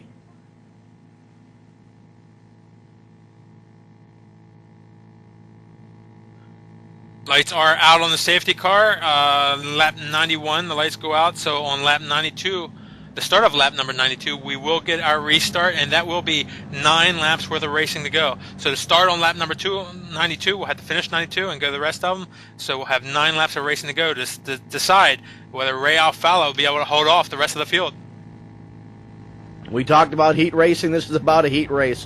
What we have left in this one, 9 laps, will be about the distance that we'll be going. That would be about the distance of a heat race, Nim. Yep, that's right. One thing, this is NASCAR Speed Weeks down in Daytona. This race, Tuesday night, NASCAR Speed Weeks. The sprint car cars go on track again this week, starting tomorrow, and we'll see the Twin 150s this Thursday. Those heat races will set the field for the Daytona 500 coming up Sunday. And, of course, the iRacing.com NASCAR Daytona 500, the NASCAR iRacing.com Daytona 500 this Saturday. And, again, your opportunity to compete in the Daytona 500. That's coming at you this Saturday. The top split will be broadcasted live here on PSR TV. But there will be so many other splits, and there's a race for everyone. Whether you've just joined or you've been here since the beta stages, there's a race available to you. Yep, and if you join up and you want to make sure that you're able to do this and everything's set up, there are practice sessions going on all week long, and you'll be able to jump in and practice your car and make sure that you feel comfortable before you get out there on the track. And there's so many ways that the ways that you can practice and get help. And so you're not just thrown to the wolves. And if you're a little apprehensive about what you might be, or a little afraid to give it a try, come on and give it a try. There's a great community here that will help you out, and everybody here wants to see you race. So come on and give it a try as we get set to go green.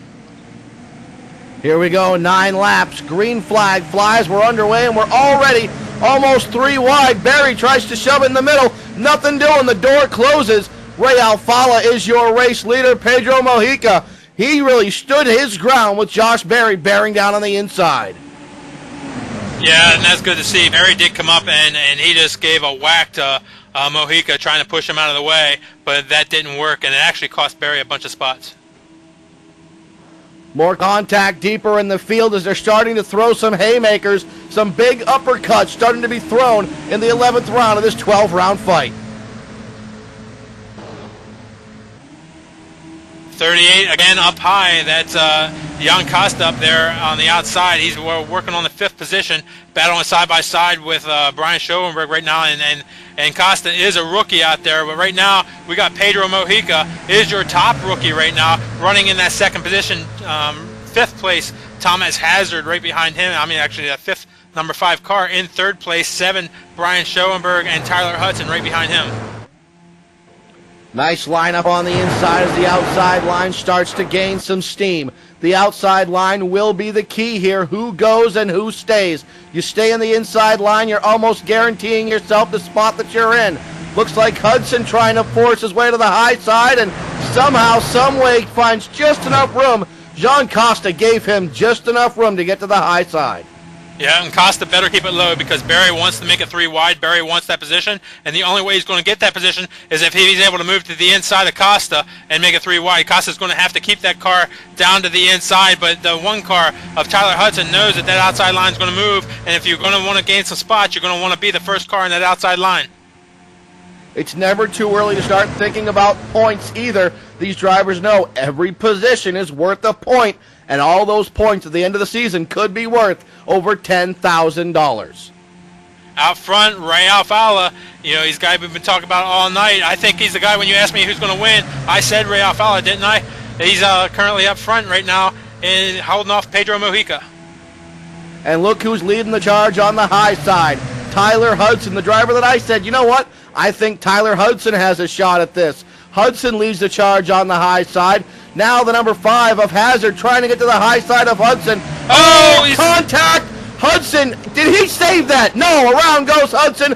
Big stack up heading down the front stretch, and we have turned the front stretch at Daytona into a 150-mile-an-hour parking lot. Yeah, it looks like when the 5 car went up, you know, he forced the 1 car to the outside a little bit, and Costa tried to get in under the 1 car a little bit. I don't know. Costa was getting pushed pretty hard by Barry back there, so he might have got pushed into it a little bit. And it was just guys racing hard, a little bit of contact, and that took out a bunch of cars.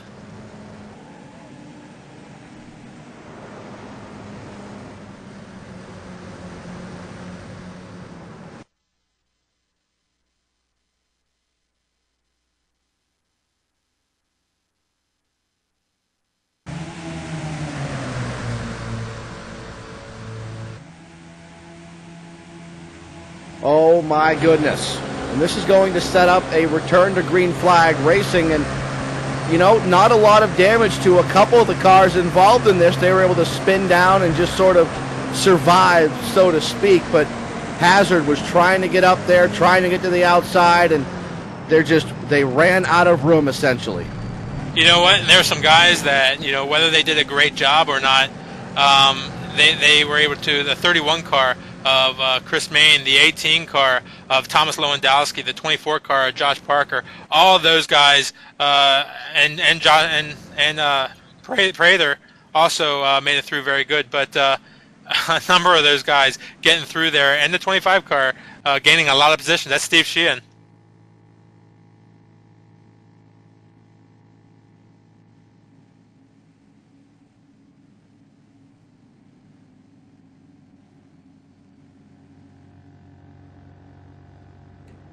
Tyler Hudson's cars showing a little bit of damage. The left front a little bit scuffed up. The right rear has just been dented in.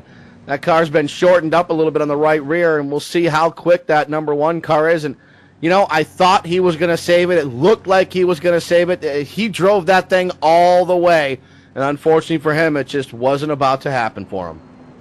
You know what, 2 guys who are going to come through this pretty good here, Daryl. Brad Davies moves from way back in the pack. Was he about 15th? He's up to 5th spot right now. And last year's champion, Richard Thaler, who's been running outside the top 20 most of the night, is now looking at a top 10 finish. You don't want to give these guys a head start. These guys, you know, you're looking to come out of here to have a little bit of advantage on these guys. You give these guys a head start for the season, and you're in trouble.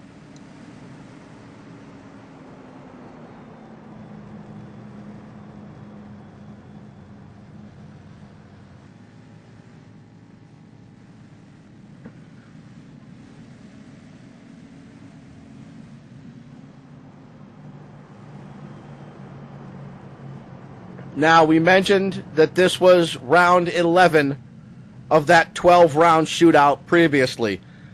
I still believe, and I believe it in my heart, we still have round 12 to go, and the biggest punches have yet to be thrown in this one. Yeah, no, if we get a 1 or 2 lap shootout here, there's going to be everybody that's going to be going for it, and everybody wants that Daytona win. You know, you can come out of here with a good finish, and there might be some guys looking to get a decent finish, but a lot of guys want that trophy too. So 9-car Ray Alfala doing a great job out front. Mojica, great run in his inaugural race in this series. running in the second spot right now. Thomas Hazard been up there all night. Actually has a little bit of paint scraped off of that car, but he's still got a good finish going up in the third spot. And what a job John Prather did to avoid that wreck. And week after week, last season, we saw John Prather just avoiding wrecks, and he's doing it again. This is just one of those things that Prather brings to the table. Every time he gets out on the racetrack, Prather finds a way to make it through the carnage.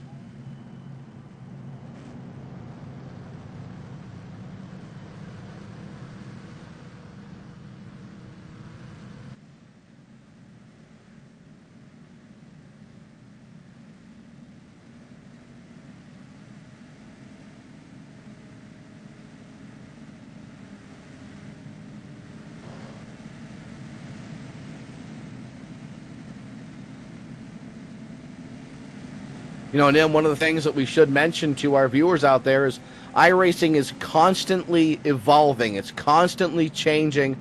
There's always new things coming with iRacing, and that's one of the things we spoke with Tony Gardner about, that oftentimes it'll appear to the iRacing community that the iRacing software is taking a step back, but that minor step back is necessary for the large leap forward that's coming in the next build or two builds from now. There's been a lot of work going on with the tire model. There's been a lot of work going on with the inner workings here within iRacing, and we can thank the alpha testers and the beta testers for all of their hard work. They put in some long hours, and they will test some things that maybe a lot of us would find a little bit mundane. Yes, they get to drive the stuff that we don't get at first. Yes, they get the tracks first. Yes, they get the cars first. But their job, and it is a job, is to make sure that everything is as close to perfect as humanly possible when it hits the general population at iRacing.com. Yeah, there's no doubt that everybody here that races this sim owes a debt of gratitude to the alpha testers, beta testers. I know how hard those guys work, and understand too that it's hard work. And believe me, they do the very best they can. And obviously, you know, when you have a number of people working and you send stuff out, there to 20,000 plus more people, you know, there could be an issue here or there, but those beta testers are great. And as you said, we have programmers and engineers right now working to make this sim better every day. And as you see from this race here, it's already fantastic. The cars are modeled unlike no others. The tracks are modeled like no others. The whole atmosphere and everything that you get. We're racing here at Daytona, and we'll see if the lights go out this time to see if we get a one-lap shootout or not. We'll watch the lights. Do we go green or do we stay under yellow and finish this thing under yellow flag conditions? We're going green. Lights are out. We are going to go one lap here at Daytona. Oh, my goodness. Nim, get your haymakers ready. It's time for the 12th round of this 12-round affair. Yeah, I think we're going to need to take the bottom 12 rows and move them up also, because it's going to be exciting on this last lap here. Well, it's going to be an exciting run to turn one. I don't know if we're going to get an entire lap, but it's going to be an exciting run into turn one, that's for sure.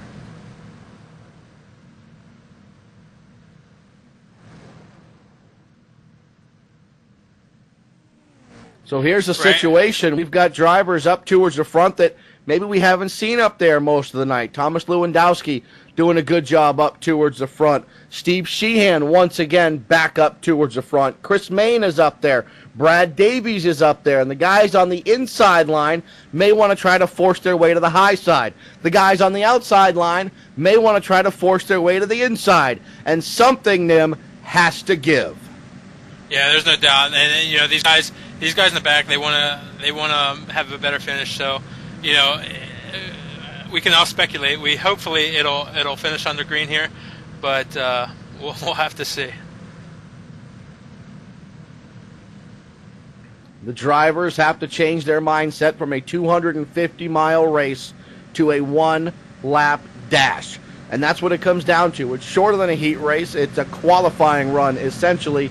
The only difference is there are 25 drivers on the lead lap with each one of these drivers. 26 total drivers on the lead lap. So it's you and 25 guys out there trying to qualify. Oh, yeah. And all 25 guys want whatever spot is ahead of them because it's all worth points. Pace car is in. Here we go. Green flag. 2.5 miles separate one of these drivers from victory. Ray Alfala jumps out to the early lead, and we're 3 wide deep in the field. It's Alfala followed by the rookie Pedro Mojica, and then Thomas Hazard in third. And already we're spinning them around coming into turn number 1, and this is going to likely end it. I think we're still green so far. Alfala did a good job.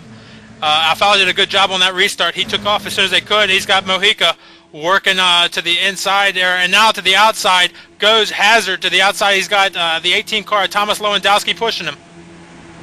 Side by side for second spot. Hazard looking to the high side. Lewandowski trying to give him every bit of push he can. Brad Davies, last year's runner-up to the championship, on the inside, third. In line on the inside. Oh, they push and they shove. Davies goes around. Oh, Hazard up into the outside, and Ray Alfala's going to take home the win. We're going to make a scrap heap at the start-finish line. Alfala takes the win. Mojica takes second, and look at that. Josh Parker, the lightning rod, takes home third. Yeah, it looks like coming down to the straightaway there, it looks like Brad Davies might have moved up a little bit and gotten a little bit of contact with Lewandowski. And then Hazard again shot up across the track, taking out some other guys there. But everybody racing for the win there. We'll see how it all sorts out. But Ray Alfala is your Daytona Championship here in the NASCAR iRacing.com Series World Championship event. Round number 1. The way they crossed the line, Ray Alfala, Pedro Mojica, Josh Parker, Darren Stevens, Thomas Lewandowski, Connor McKenzie, Thomas Hazard, Charles Cosper, Steve Sheehan, and Chris Main, your top 10. Yep, 11th on back. We got Josh Connors in the 11th position, John Gorlinski 12th, John Prather 13th, Tyler Hudson 14th, Jason Bernstein 15th, Derek Wood 16th, Richard Towler, last season's champion, is 17th, Matthew Moose 18th, Florian Goddard 19th, Patrick Fogel 20th. 21st on back sees Jordan Erickson, Jesse Atchison, and the rookie Jeremy Allen. John Costa finishes 24th, heartbreaker for Costa, and Brad Davies is 25th. Brian Blackford takes 26th, 27th is Theo Olson. Chad Coleman is 28th, 29th is Josh Berry, and rounding out your top 30, Brian Schoenberg.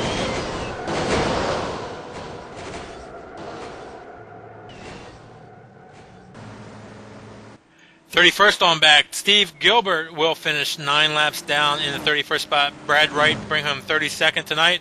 All these guys not finishing the race here. Jamison Spies, 33rd. 34th will be Nolan Scott. 35th, Joshua Lofton. 36th, Richie Davidowitz. 37th, Jordan Hightower. 38th, Jason Anderson. And 39th, Matt Santel. Rounding out your field tonight for NASCAR iRacing.com Series Daytona 250 is Justin Lowry in the 40th position.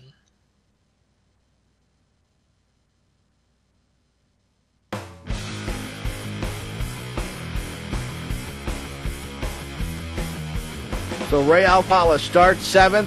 He will put the number 9 car in first position. What a run for Pedro Mojica. How about a call for the rookie?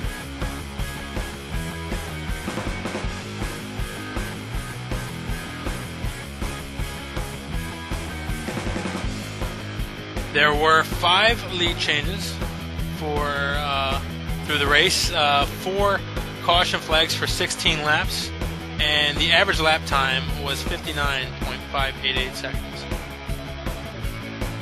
The interesting point that the top 2 drivers in the points championship battle from last year, both of them outside the top 15 here tonight in this race. That's huge. Yeah, and they had it there too, and then unfortunately, you know, through just a racing accident there, you know, the 3 car had Brad Davies had a good chance at having a good finish. He was right there up the top 5, but caught in that accident down to 25th, so that cost him 20 spots there. And it looked like Richard Towler got a piece of that too. He was up in the top 10, back down to 17th. We're going to go ahead, take a quick break. We'll come back. Post-race is coming your way. We're going to try to get our hands on at least the top 3. You can bet your bottom dollar Josh Parker will be here. Why? because there's microphones here, and Josh Parker just loves to be near a microphone. We'll come back with more. This is PSR TV.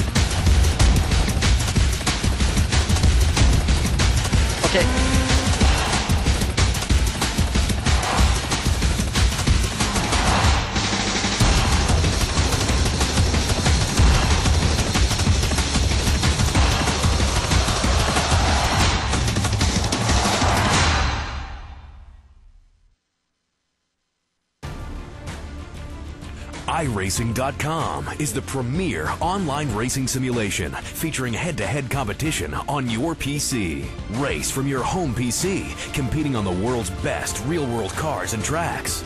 Thousands of race fans and scores of pro racers like Dale Jr. and Justin Wilson are already racing at iRacing. Experience the thrill of victory yourself and go racing today at iRacing.com.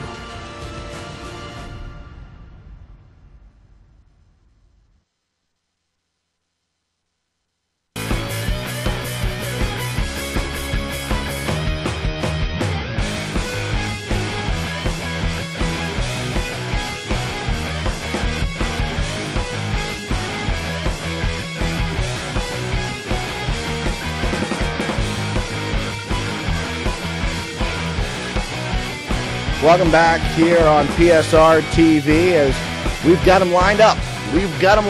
And we are getting set for post-race interviews. We're going to pitch to our buddy Nim Cross, who has caught up with a rookie in this series, but no rookie when it comes to sim racing. One of the veterans out there and one of the nicer guys as well. Nim Cross has caught up with Steve Sheehan. Nim? Steve, a pretty good event for your first NASCAR iRacing.com Series World Championship. Brought it home in the top 10 tonight. How was your race?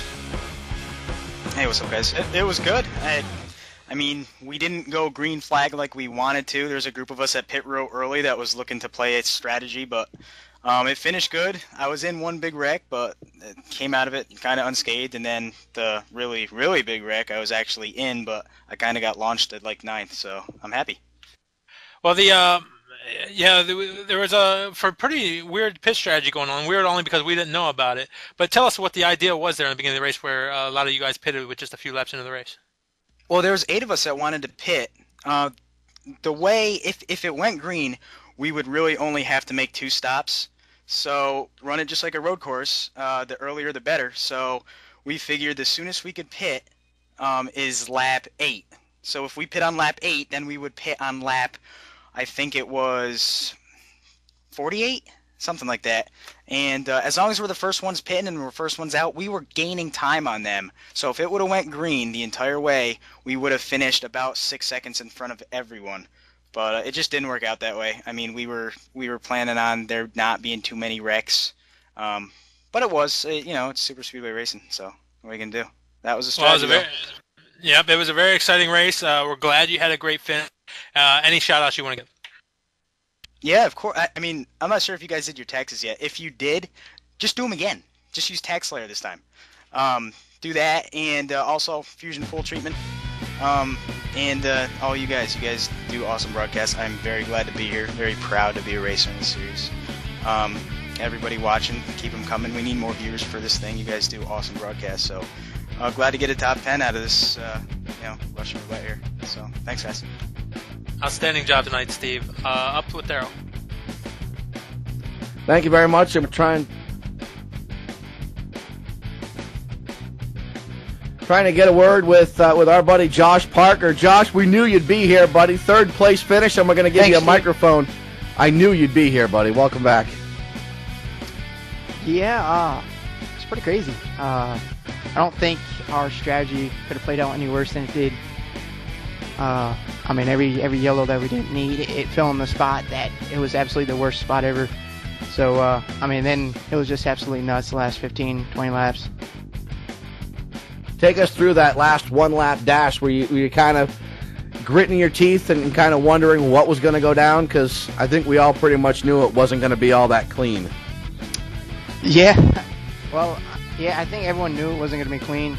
I actually thought it was going to be a pretty good finish. Looks like they were running pretty decently far away from each other off of 4, so I thought we were just going to come to the line. I was going to finish 7th or wherever I was. And I was a little bit damaged, so I was like, well, I'm not going to try to pass Chris. I'll just stay behind him. And if they wreck, I have some distance to try to avoid them. And that's what happened. They all wrecked, and I got sideways, used every piece of the track to keep me going straight, and somehow ended up 3rd. Well, obviously, you wind up with a 3rd place finish. That's got to feel pretty darn good coming here. As you start 3rd, you finish 3rd, but that was not the whole story, buddy. No, no, I would like to win. It's good. I finally can start off the season on the right foot. Usually my sim racing days, I'm usually too aggressive, and I find myself about 25th or 26th after the first 2 races. So that's really all I wanted, is something to get a good stepping stone for the rest of the season. And I mean, like I say, we had a few of us with this one strategy we'll set on, and it was working out pretty good, and then yellows just kept coming at the worst spot. So it really sucks for everyone. I mean, we sat there, we worked for that strategy, and we all pitted on like lap 8. We didn't wreck, and that's what we were looking for. And yeah, it just sucks. Well, what about these rookies, the newer drivers coming in here? One of them, Pedro Mojica, finishes in the 2nd spot, and we had rookies up towards the front all race long. What about this new wave of drivers coming in? What do you think about them? Yeah, they're great. There's not one guy who came in from pro that you can't say doesn't have a chance of winning a race. I mean, Chad Kuhlman finished, I think, 20th in pro, and he can win a race. I mean, Richie, I know he got involved in a wreck. Pedro finished in 2nd. I've run with Pedro ever since I first started sim racing a few years ago. I mean, he's definitely has what it takes to win races. So everyone came in pretty good. It looked like everything was clean. I didn't really get to see the front of the pack so much because the strategy we were about 30 seconds back, but I saw they were all up there. I mean, it's Daytona, so their finish probably doesn't show, but they're all really good.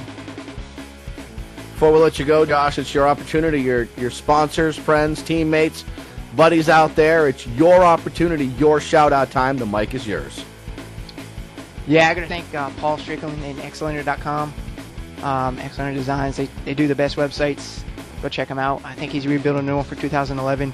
VidaneRacing.com, it's his league, and another great league. Everyone runs there. It's good stuff. VirtualVehicle.com. Aspiring model, she's definitely going to be one. So check out her site. It's on the back of my car. I probably said her last name wrong, but that's okay.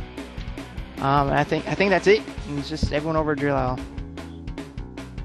There you go. That's Josh Parker. JP finishes in position at number 3. We'll pitch it down to Nim Cross, who's in victory lane with a very happy, victorious Ray Alfala.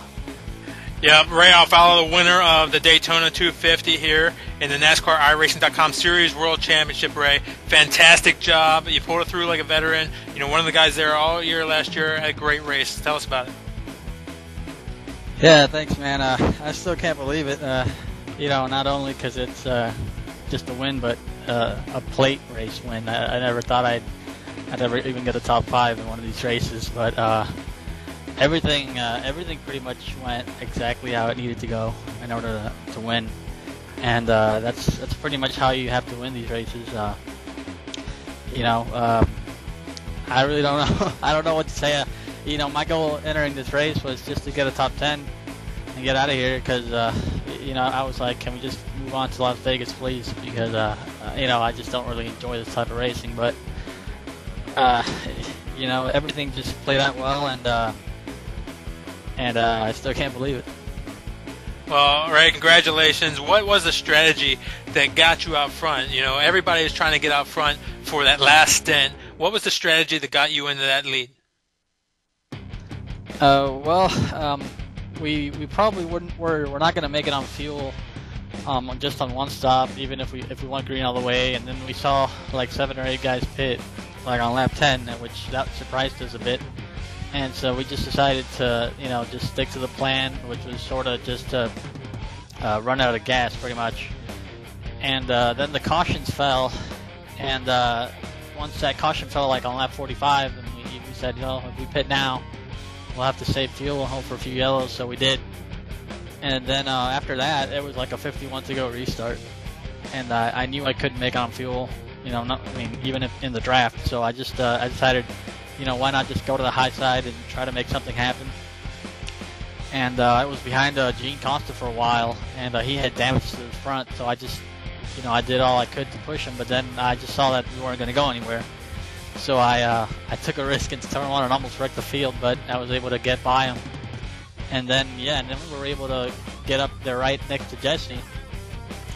And I think Jesse got tied off turn 4, and him and Hazard got together in the front stretch, and that gave me the lead.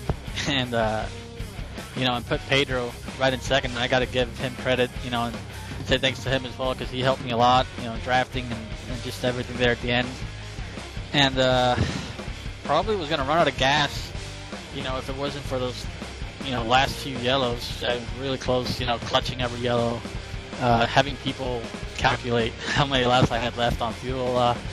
Like I said, everything went as it needed to go in order to win. So, and finally there at the end, it was just a one-lap shootout, and usually at these in races you want to get a good start, but I didn't want to get too good of a start just in case they would get a run on me. So, Pedro was able to get right in there behind me, and then they all started wrecking off turn 4. So, just glad to get the win. Well, you did a great job. Remember that move in turn 1 and 2? It was pretty hairy, and the wreck that finally put you up front.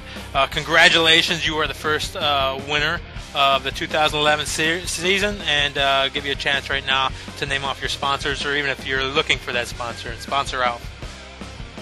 Yeah, I don't have any sponsors, so if you want to sponsor me, just get in contact with me on the forum or something. And just want to thank everybody that helped me, on TeamSpeak, just with fuel calculations.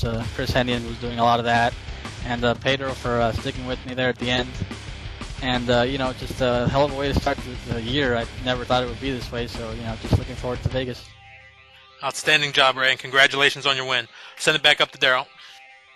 Thank you very much. We talked about the 2011 rookie class, and the standout for Daytona in this quote-unquote rookie class for the NASCAR iRacing.com Series World Championship is Pedro Mojica. Pedro, before we get into your interview and we talk about the race, let's talk about you a little bit. You're no stranger to sim racing, but to those that maybe have only seen the broadcasts here on PSR TV, introduce Pedro Mojica to our sim racing viewing audience. Yeah, my name's Pedro Mojica, so obviously I'm not from here. Well, my family's from Puerto Rico, moved down to the States, and that's where I came to the picture, and got involved in NASCAR. 97 is when I started liking it, and started sim racing in 04, not with the typical NR03, but NSR actually, that came out with EA Sports. So that game, as most people know, wasn't as realistic, so when I got into NR03 finally, it was a big learning curve, but I think between NR03 and then transferring to iRacing, that helped out a lot. And then I guess another little stat about me is I currently go to University of Texas San Antonio, and I am studying mechanical engineering. Now, how does the study of mechanical engineering help you out here within iRacing? Obviously, that has to transfer over to setups and things like that, doesn't it? Currently, some of the classes I take right now, I guess it makes you think more out of the box. It makes you think of different, ways to approach a setup, and different ways to set up the springs and caster, camber, tire pressures, all that stuff, because you take into account heat transfer, equilibrium, different parts, and just dynamics of things moving. You've been around the sim racing game for a little while now. You've raced with some of the best out there, and they've all told us to a person and to a man, Pedro Mojica is the real deal. I think you proved it here tonight. You start 10th, you finish 2nd, and you found yourself pretty much attached to that back bumper of Ray Alfala. Had the opportunity shown itself, were you willing to try to stick that nose to the inside and get by him if you could? If I had a good run, you know, I was down there at the end. It was every man for themselves. But, I mean, following Ray throughout the whole race, I mean, it helped out a lot. He's really good at sim racing, and just, you know, I try to learn as much as I can from him, especially him being known as the Cuban Missile. Hopefully, maybe I could get some cool little nickname like that. We'll see what we can do. You know what? We'll have the iRacing fans and the viewers of our broadcasts try to pick a new nickname for Pedro Mojica. Pedro, before we let you go, let's hear about your friends, teammates, sponsors, people that help you out. It's shout-out time here on PSR TV. Yeah, I have to give a shout-out to Ray for sure. Ray helped me out a lot. We communicate a lot, and, you know, he pretty much convinced me to take those chances with him. And he was right on those. I have to take time to thank Chad Coleman, Jordan Hightower, Brian Blackford, Josh Parker, Brian Schellenberg, Jesse Ashton, I mean, the whole crew that is part of JDR Racing. And I mean, even you guys, thanks for doing this. I think it's a really cool deal. After watching it last year, you know, it was really cool to watch the races last year, and to be a part of it's even better. And everybody who races DWC, everybody's really great drivers. I respect everybody. And iRacing staff, you know, they do the best job that I've seen in any game ever. So keep it up. And yeah, thank my family, girlfriend, and last but not least, I'd like to thank God for giving me a second chance to life and being here today. There you go. That's Pedro Mojica looking for a nickname and continuing to look for some solid finishes. Gets one here tonight with a top runner-up spot finish to Ray Alfalo. We're going to pitch it down to Nim Cross, and Nim, you better be nice. This guy's your boss. Down here with a great boss, Tony Gardner. And Tony, we got the first one in the books, the 2011 series, and it was a great one. Yeah, that was a great race. We saw some old names, Ray Alfalo and Josh Parker. Josh won our initial Pro Series a couple years ago, and no surprise, and Ray's a great driver, and great to see a new guy in there, Pedro. So it was awesome, and PSR TV did an awesome job as usual, and Deryl did a great job, and you did a great job, Nim. So it was a fantastic inaugural race for this 2011 season. So great job. It was really fun to watch. Well, we had fun doing it. It was absolutely a fantastic race. A lot of new drivers up. The series is actually, I think, a little bit more competitive than last series, and hopefully it'll be that type of progression as we go. But a great race today. Ray Alfalo brings it home, and we should have a good win in 2 more weeks at Las Vegas. Yeah, you know, just like the Rail Series, kind of a whole different deal next time around in 2 weeks from tonight in Las Vegas. So we'll see a different skill set there, and we'll see what happens there. But we got off to a great start, and we got our virtual Daytona 500 on Saturday night, the day before the real race. So the action continues.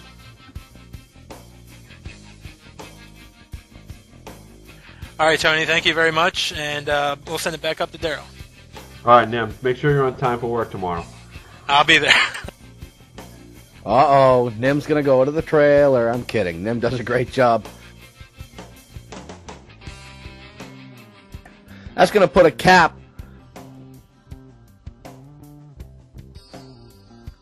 That's going to put a cap on the broadcast here from Daytona. I want to thank everybody for tuning in. Don't forget, this coming Tuesday, 1 week from now, at 7 o'clock on High Speed Radio, Hot Lap Radio hits the air. The guests, Landon Castle, and tonight's winner, Ray Alfalo. Should be a good show. Make sure you tune in. It's at 7 o'clock Eastern Time. And then 2 weeks from now, we're back with this series. That's what it's going to be from Las Vegas. And the drivers, the cars, and the stars from the NASCAR iRacing.com Series World Championship will be back underway. If you want your racing fix before then, Saturday afternoon, the Daytona 500 hits PSR TV. We will have the top split.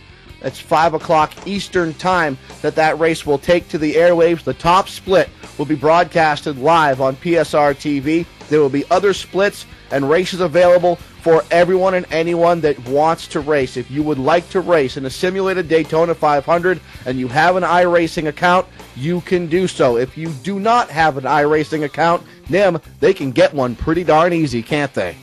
Yep, just visit www.iracing.com and you will see that you can purchase 1 month and get 2 more free. So for the price of $12, you get 3 months free, and you'll get the Rookie Series cards, things like that, everything you need to go racing here at iRacing, and you'll be able to join in the Daytona 500 this Saturday, Rookie Series, and see if you like iRacing.com. And if you're a race fan, it's going to be pretty hard not liking the competition here.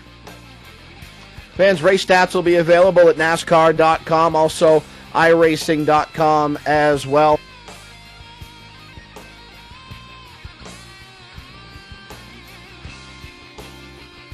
You can also check InRacingNews.com for all the information that has to do with this stuff. Also, make sure you check out the video recaps from our buddy Florian Goddard. He does such a great job.